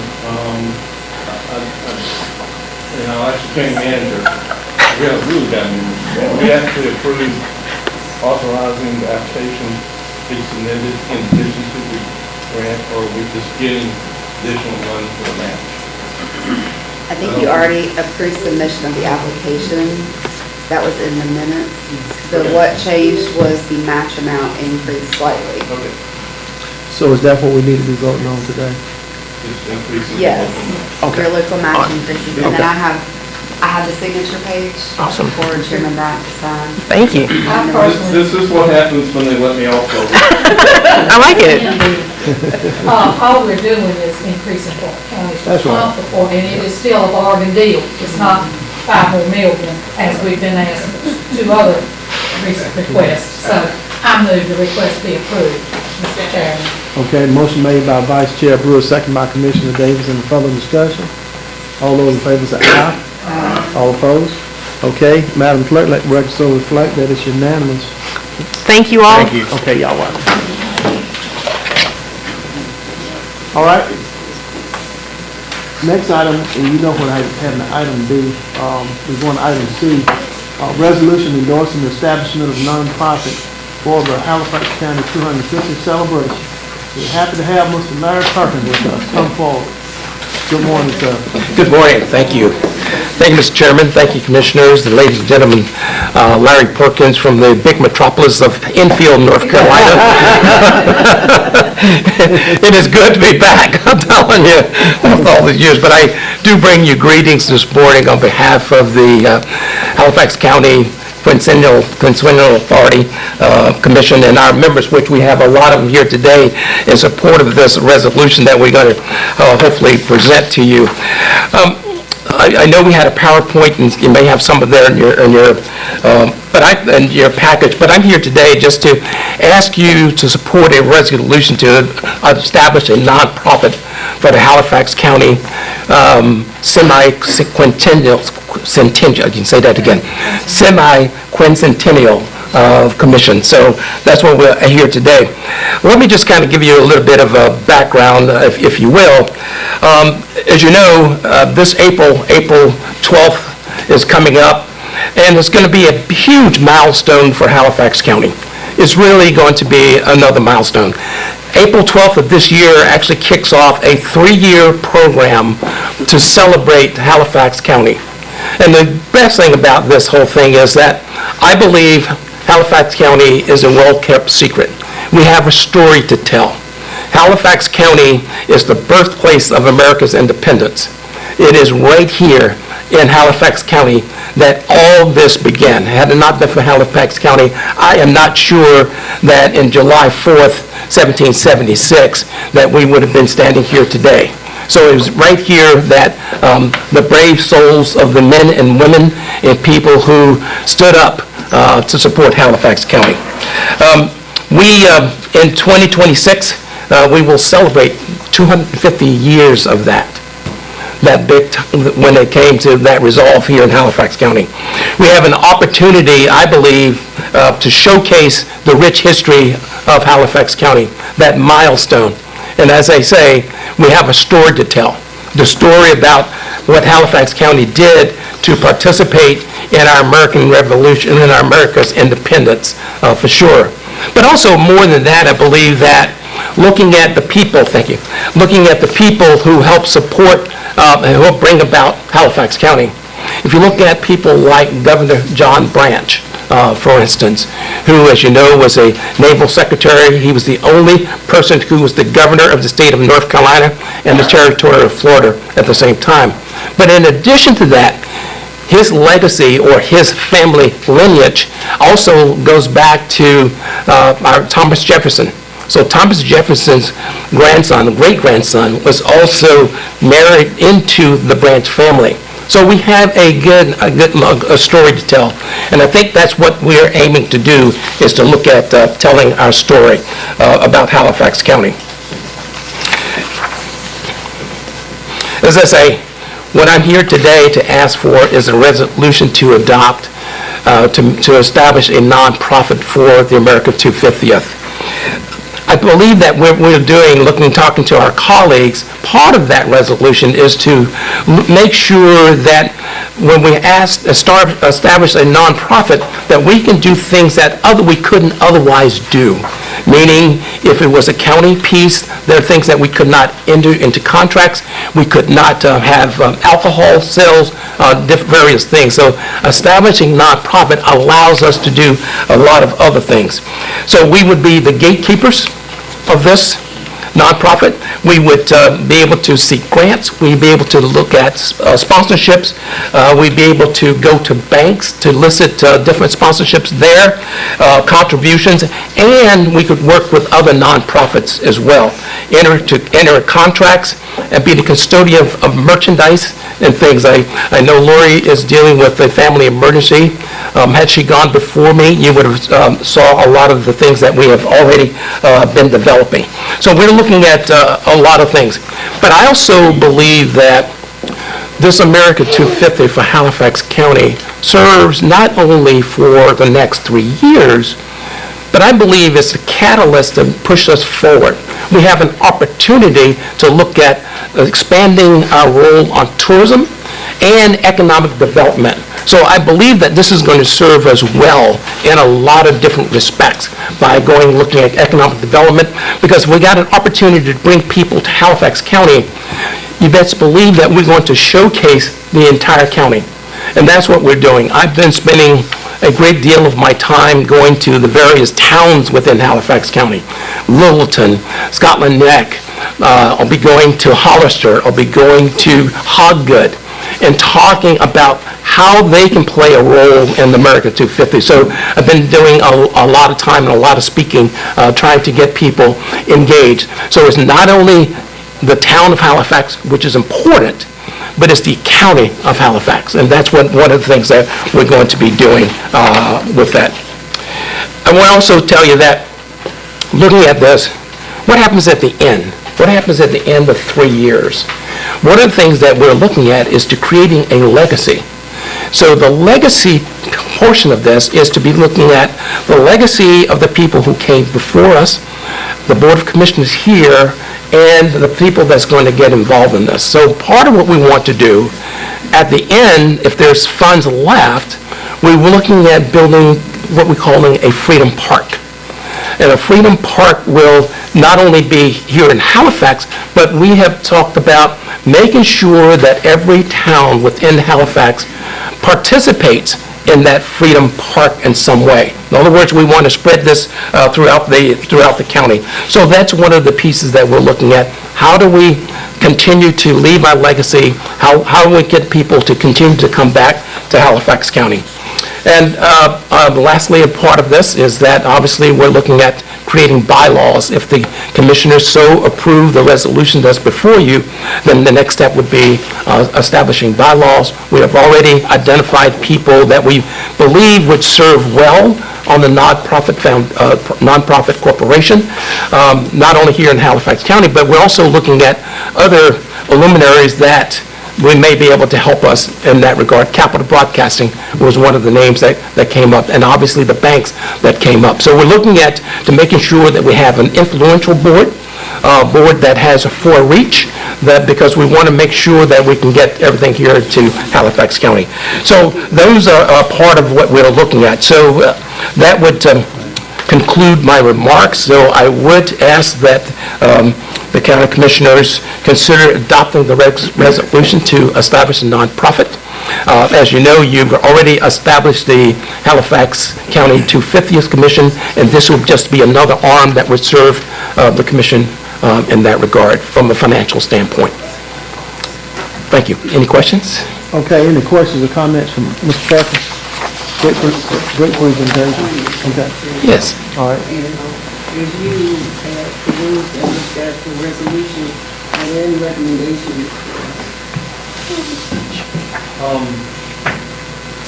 I guess my question would be, and I'm over to Christina, I know she's in here somewhere. Right there, yes. And others. It's not exactly clear to me who will actually form the nonprofit corporation.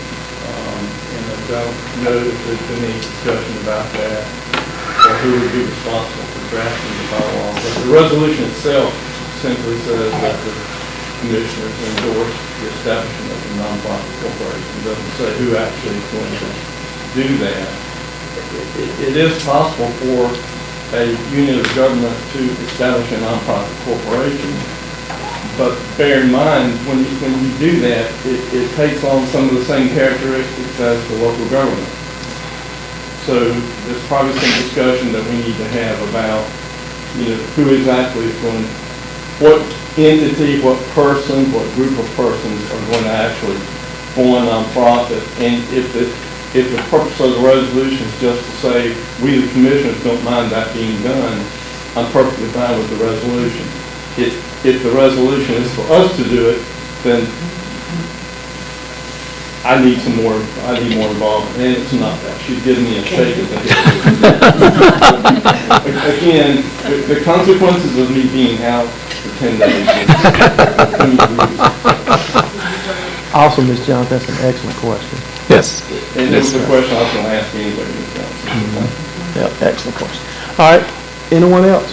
I think that several years ago, the same situation presented its head in Roanoke Rapids. And It did. This is how they handled it. So you can go and ask for donations and grants and those type things, and I see it as a win-win personally. Thank you.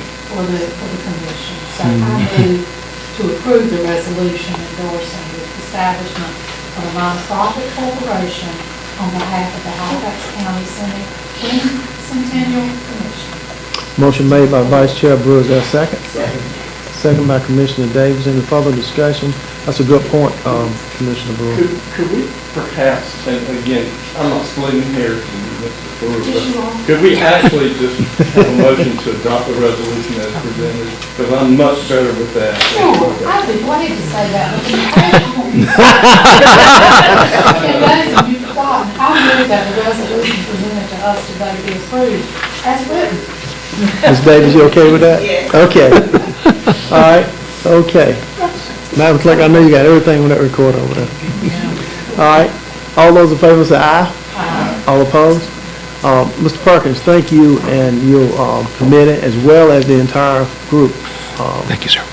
For that great work that you all are doing. Thank and you. moving us in a good direction. And but again, on behalf of the commissioner, you have our blessings, and thank you so much for all that you do. Thank you, Commissioner. Thank you, Commissioner. Thank you, Ms. Jones. Yes, ma'am. That I have to disagree with. I wanted you to know that Enfield is not the biggest metropolis.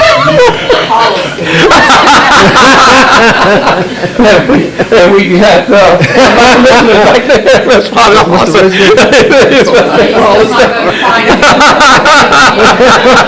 Well, thank you so much. I appreciate it very much. And Commissioner, thank you. I appreciate it. And we thank those gentlemen back there from Hollister too. Appreciate y'all being here. Okay.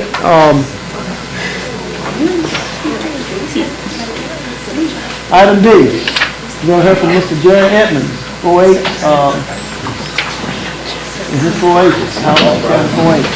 And all those young folks who got there so quiet, let's give them a hand for being so quiet.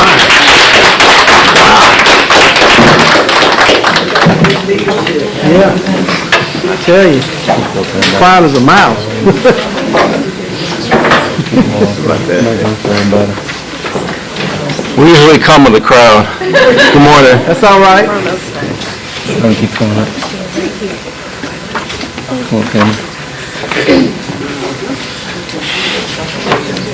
All right. Good morning. Good morning. So I'm here with these awesome young people. If anyone's been a part of any of our 4-H activities, we usually try to we cram as much as we can into the day for the activity. Dia knows well, in our summer camps too, we do as much as we can. We're here for two reasons. One, because it's always a great citizenship opportunity to come and see how business is conducted in Halifax County, and it's great to see everything that's going on. It's great to see recognitions, and for a lot of those same qualities that we've heard of people being recognized for today, such as diligence and perseverance and honor, and just a strong spirit amongst them. We want to also draw light to our 4-H Achievement Night, which is our annual opportunity to look at what our young people do throughout the whole year and celebrate that and to encourage them. We have some that have, even in this small cut of our Halifax County 4-Hers, we have youth that have gone to the national level and competed in different things and have accolades at the national level, also the state level. right? The district level and also the county. So these young people behind me encourage me and inspire me. So this is going to be invitation to a night of encouragement and a night of inspiration. It'll be right down the street at the auditorium, at the extension office, at agricultural auditorium. It'll be Thursday, February 8th from 6:30 on to whenever we quite finish. Our young people are equipped with the invitations that you all can go and hand to them right now. That'd be okay? Yep, that'd be fine. Thank you. Okay, all right, appreciate it.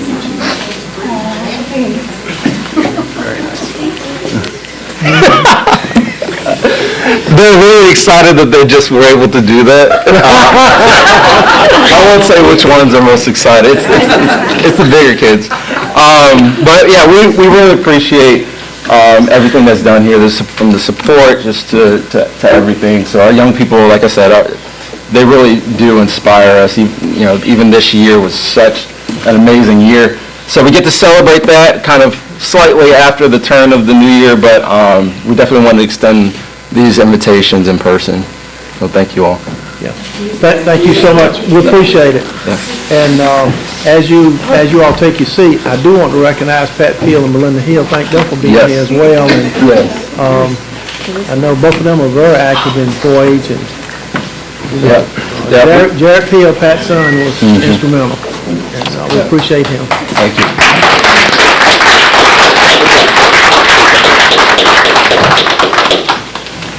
Okay. Y'all don't have to leave on if you want. Again, thank you all so much for your well-behaved positions today. Yep, y'all take care. Thanks. Board appointments, next, Commissioners, item 8.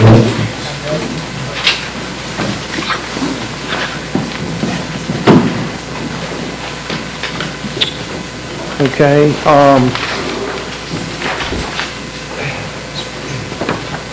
Juvenile crime prevention. Receive nominations to reappoint Cherie Anderson, Zachary Blackwell, and Beth Bertram. Motion made by Vice Chair Brewer, second by Commissioner Johnson. Any further discussion? All those in favor say aye. Aye. All opposed? Receive nomination, waive term limit, reappoint Ellen Burnett, Anzel Harris, and Joseph Sandoval.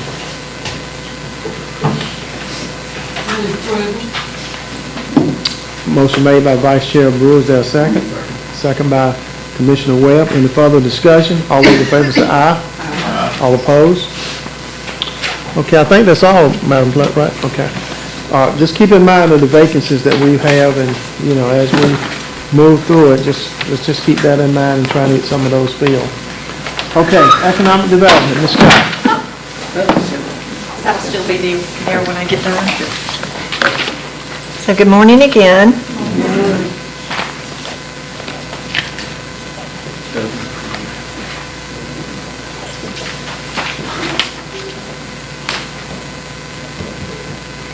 There we go. Well, good morning. Just wanted to give you a quick economic update. We're starting the new year, and luckily in county government, we get to say Happy New Year twice a year, because what's really most important to us is July 1st, instead of January 1st. So, but Happy New Year again. We have a lot to be thankful for in 2023, and I look forward to doing our annual economic snapshot. It takes a little time for the data to catch up for the end of the year, but about February we'll be able to get that done. But we had another successful year in economic development, and we look forward to always being able to tell the tale about it. Quick update on our economic indicators. The last unemployment data we have is October. Just before Christmas, the state's unemployment came out for November, but October is the last we have for counties, and it was 5% compared to 5.6% a year ago. Our unemployed number is 947 compared to a year ago where it was just over 1,000. Our building permits for November were really good, 3.4 million, compared to 1.9 million a year ago in November. And then again, our retail sales continue to be extremely robust. For October, they were over 60 million, compared to 58 million a year ago. And we're almost $50 million ahead of last year this time. So we got a great year. Hopefully, we're going to set a record this year in retail sales. Sorry. And this is a picture of unemployment across the state. You see the northeastern North Carolina counties are the dark.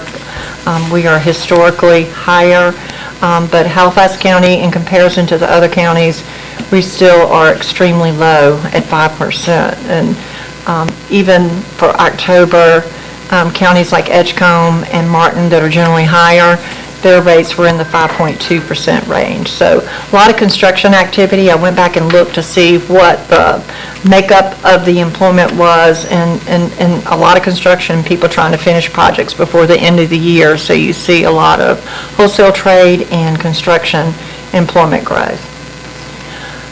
Last month, you all authorized submitting an application for Stage 1 of the Shell Building Pilot Program. You'll recall that we're one of 7 counties targeted for this funding. We submitted a request for $36,700, which required a match of $9,700, which was provided by Roanoke Cooperative. So we have a letter of commitment that we submitted with our application, so there wasn't actually any county monies required. So we appreciate that partnership. But this funding will be to support just some small due diligence items for the corporate part to make sure that that site adjacent to the Pad Ready site, which is a site we're proposing for the construction of the building, to make sure it is 100% known it's expandable onto that site, and then to develop specifications, plans and specifications for a 40,000 square foot building. So we actually have a site visit tomorrow, kind of quick, but it's really just to visit the site to make sure that everything we told them is truthful, which it is, and it'll be quick, they said, so I'll let you know how it goes. Stella Jones, which is Project Pole, the company that purchased the former GP site near Enfield, they're moving forward with their construction. I mean, they are so ready to start vertical construction, but they're waiting for their stormwater permit from DEQ and finalizing their rail spur plans. But I picked the perfect time of day to go visit this property because the skyline was amazing. Roseburg, their construction is moving swiftly to completion, and they actually had the first logs to pass through their facility in November. We're still working with Piedmont and others on an easement that's required for their natural gas line. They're getting to a critical time phase that they need to have that easement approved by the end of this month to meet their internal timeline for production. So we're working really hard to make sure that happens. The West Point, we reported last month about the property, the Brownfields agreement being executed and recorded for that property.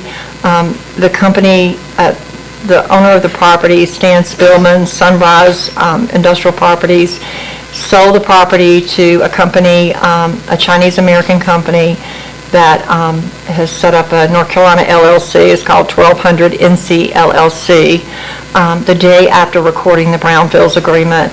And the county was awarded a $500,000 building reuse grant to support a company that will be the first project, which is a wholesale distribution operation at that facility. So just want to make sure you all are aware of that transaction and how important that Brownfields agreement was in making a viable location for that property.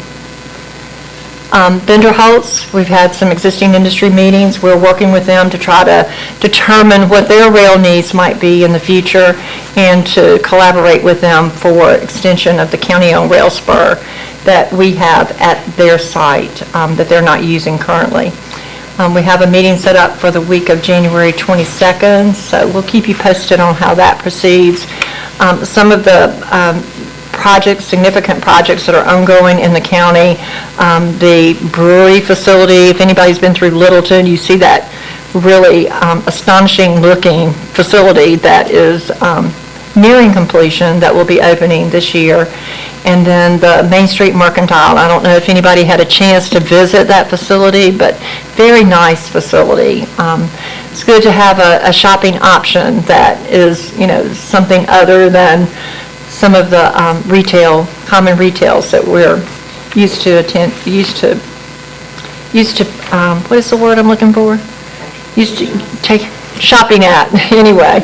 But really unique opportunity for gifts and things of that nature, and really useful things as well.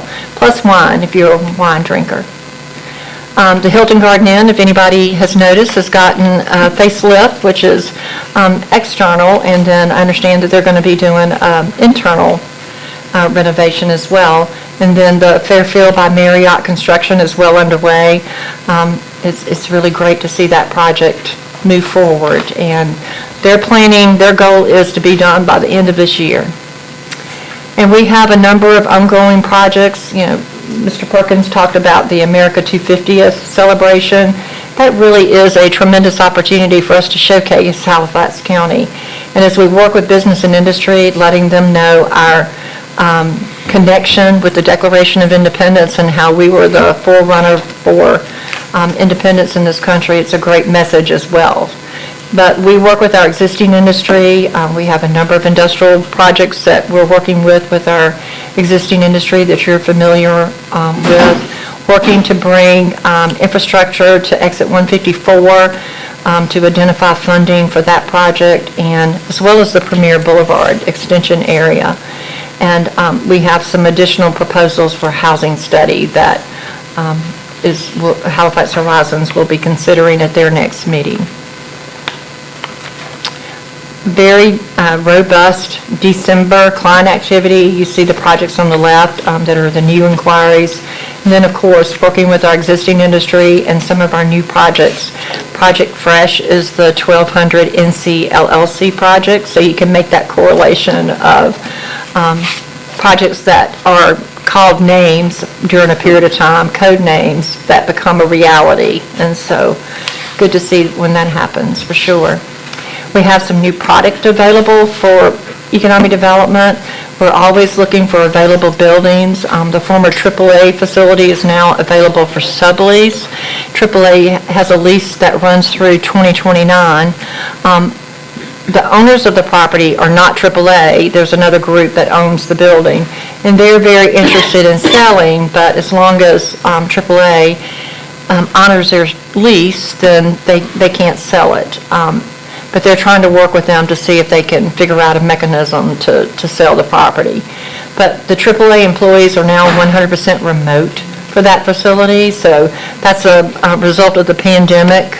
They didn't want to come back to work. They got used to being able to do their jobs remotely, and so AAA figured out a way to make that happen. So 20,000 square foot facility, as you can see. If you know anybody that is interested, let me know. And then I just have to point out, anybody that sits on the Economic Development Board for Halifax County has seen a picture of this shopping center full of trucks for many, many, many, many, many months. And I believe the truckers are the backbone of our economy.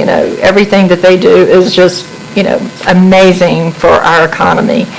But they were destroying that shopping center, and I just want everybody to see what the appeal of that facility is now without those trucks there. It looks like a viable shopping center, doesn't it? But our goal is to find a truck stop or some type of trucking operation that would be interested in locating in that vicinity to help support those truckers who need an overnight place to stay. But I'm really proud of that. And what's ahead for 2024, we're going to plan an economic summit in the first quarter of this year. So you all met Tanya. One of the things that she's going to help me with is working on an outline of how we can bring some real key economic leaders to our community and identify problems and opportunities that they can help us address. So keep that in the back of your mind. And then we have board meeting tomorrow night. Chairman Bryant and Commissioner Davis, and we can talk about that as well then. And I'm also working with a company called Chimera to look at in-depth labor study for Halifax County. They've done some free work for me, and they've helped me to identify what our labor shed area is, which is quite different than what general economic data will tell you. And so I'm going to be making some proposals to the Board of Directors tomorrow night for you all to help support an in-depth labor study and why it's so important for our community at this point in time.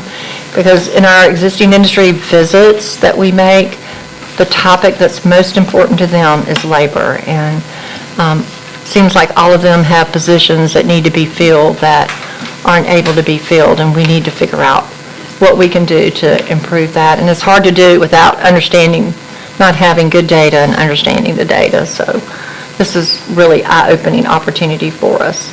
And then working with Halifax Community College on a manufacturer's roundtable sometime January or February.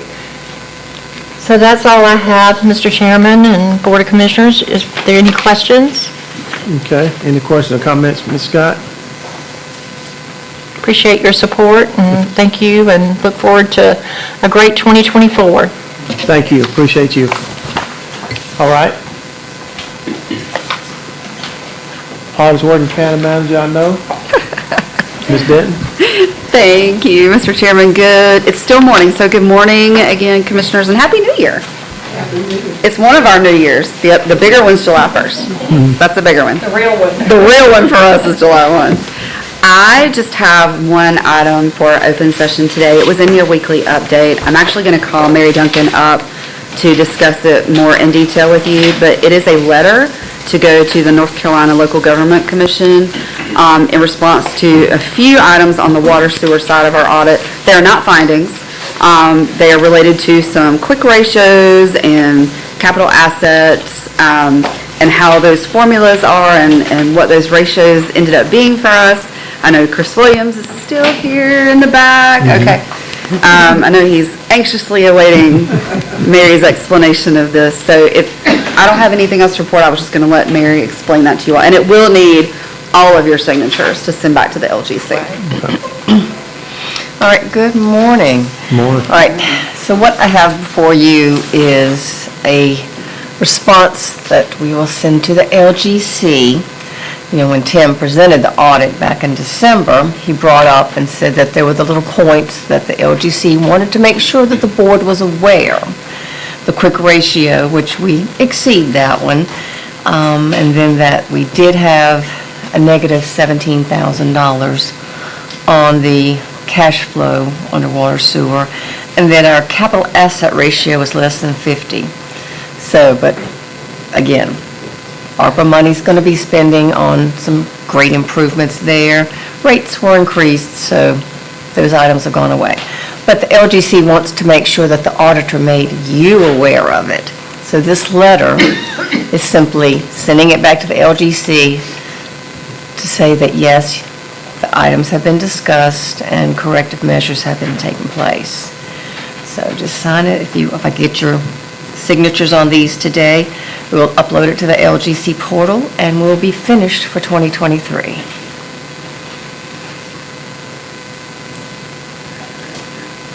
Okay, any questions or comments from the commissioners?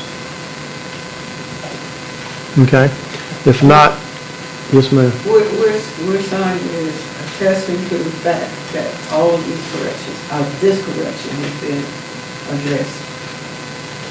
Well, one of them is that the rates were increased, so that'll take care of the $17,000. And then with the plans of the infrastructure improvements, that will increase our ratio as well.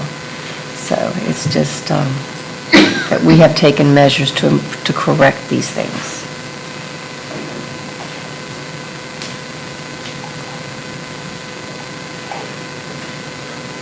Okay, anyone else?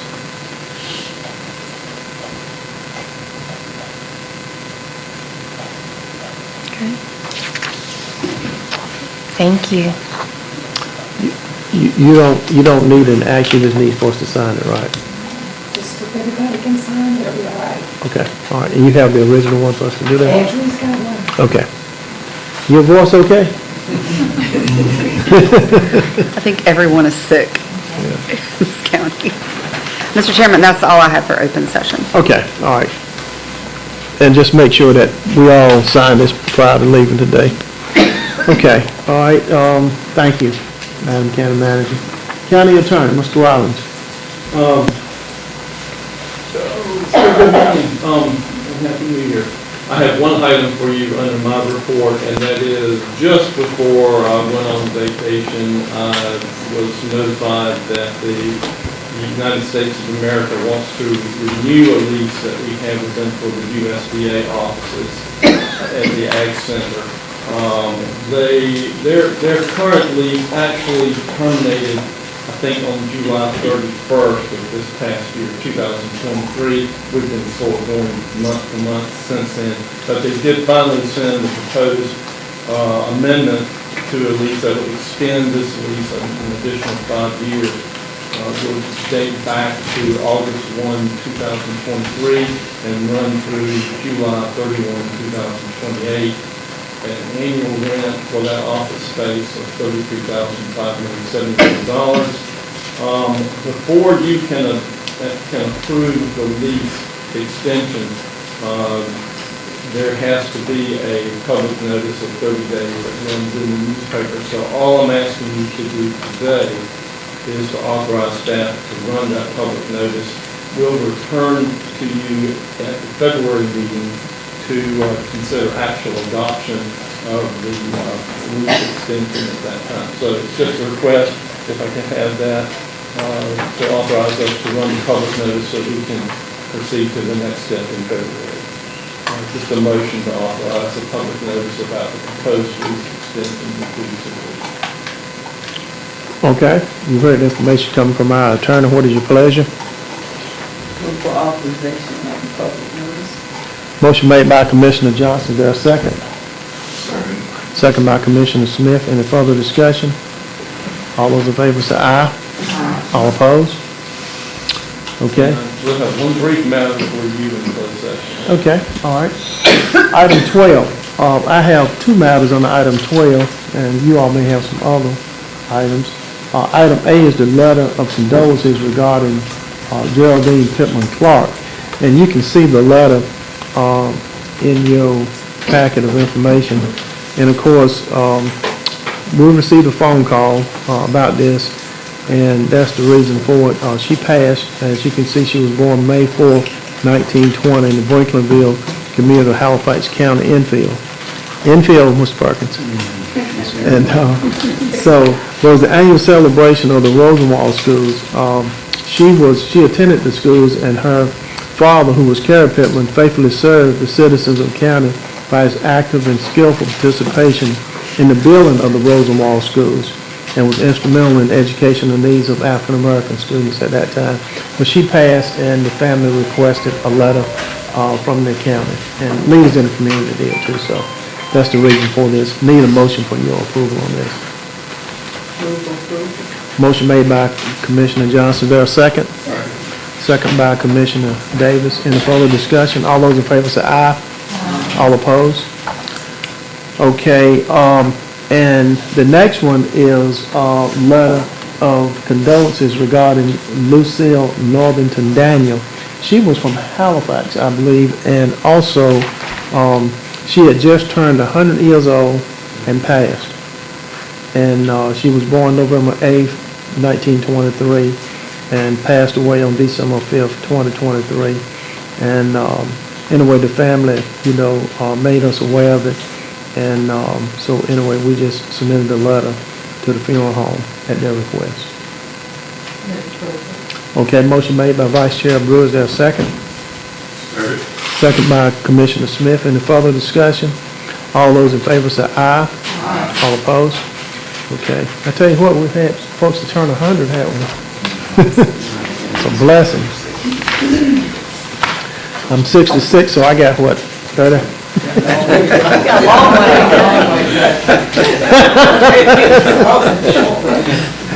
Look, when I said that, Commissioner Blake and Mr. John said at the same time, you got a long way to go. Okay, anything? Yes, ma'am. I know last year we recognized Miss Lizzie Burgess. Yes, ma'am, we did. She's 100. She's gonna soon be, if she's not already, 101. So I don't know what we do for 100. Right, yeah. Well, we can do something. We can send her a letter or do something. Just a commentary. I remember when Thomas Pitchback and Leah celebrated their 70th wedding anniversary.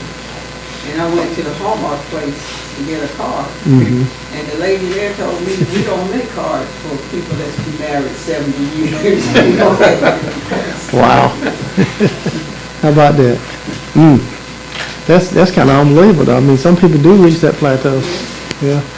Ms. Jones, you want to put that in a motion about the lady turned 101, and we can submit a letter from the county. Okay. Motion made by Commissioner Johnson. Is there a second? Second by Vice Chair Brewer. Any further discussion? All those in favor say aye. All opposed? Madam Clerk, if you will get with Ms. Johnson and prepare that, I'll be glad to sign off on it. Okay. All right. Anything else? And thank you for bringing that to our attention.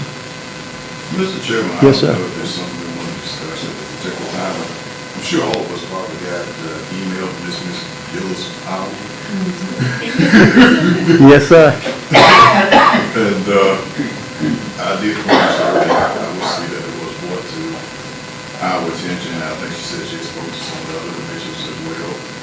But is there anything you want to say about that discussion?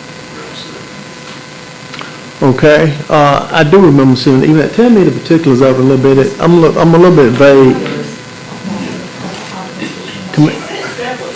Right.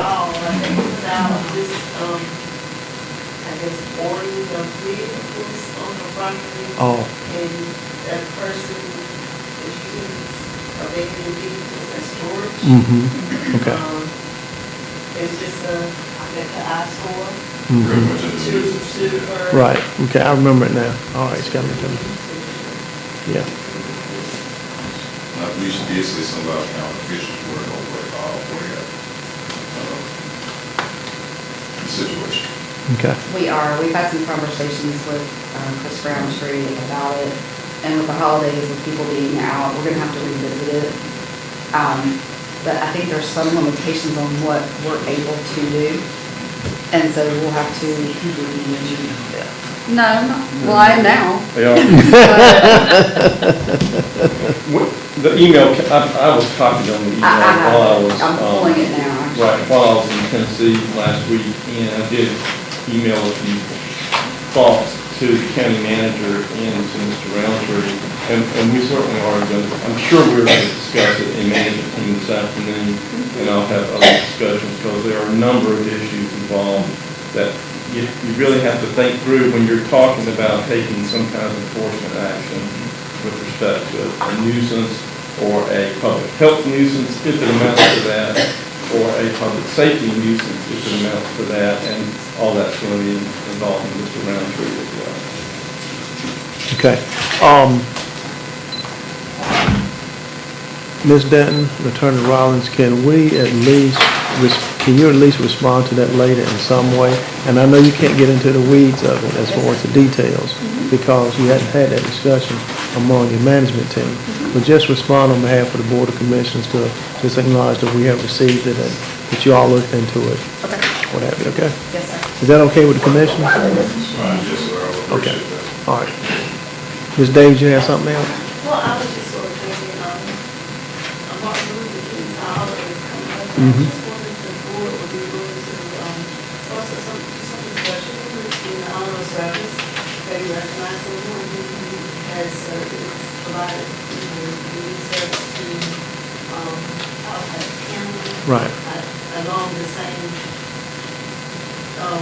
philosophy that Dr. Martin Luther King held. Or maybe look into doing February proclamation to celebrate Black History Month. That's what it's sort of trying to represent the diversity we have here in our community. Right, okay. Going back to the Dr. Martin Luther King, the person I'm thinking of, I don't know her name, but I know she's very instrumental in working behind the community Pro-ring bail? You know,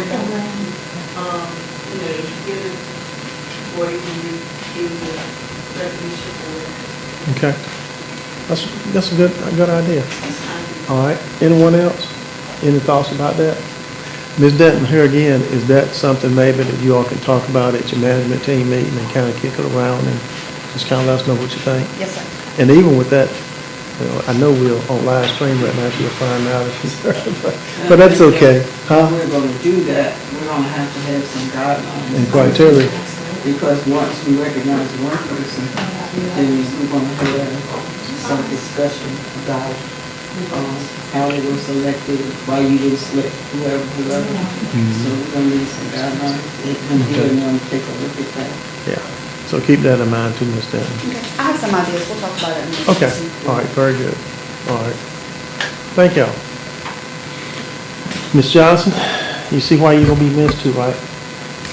Oh, it'll be a good message. Miss Johnson. To the city. New York. Going to New York. All right, now, anything else? That's a very good idea, though, and I appreciate county, yeah, it's a very good idea. Appreciate county management taking a look at it. Okay, anything else? If not, I need a motion to go into closed session.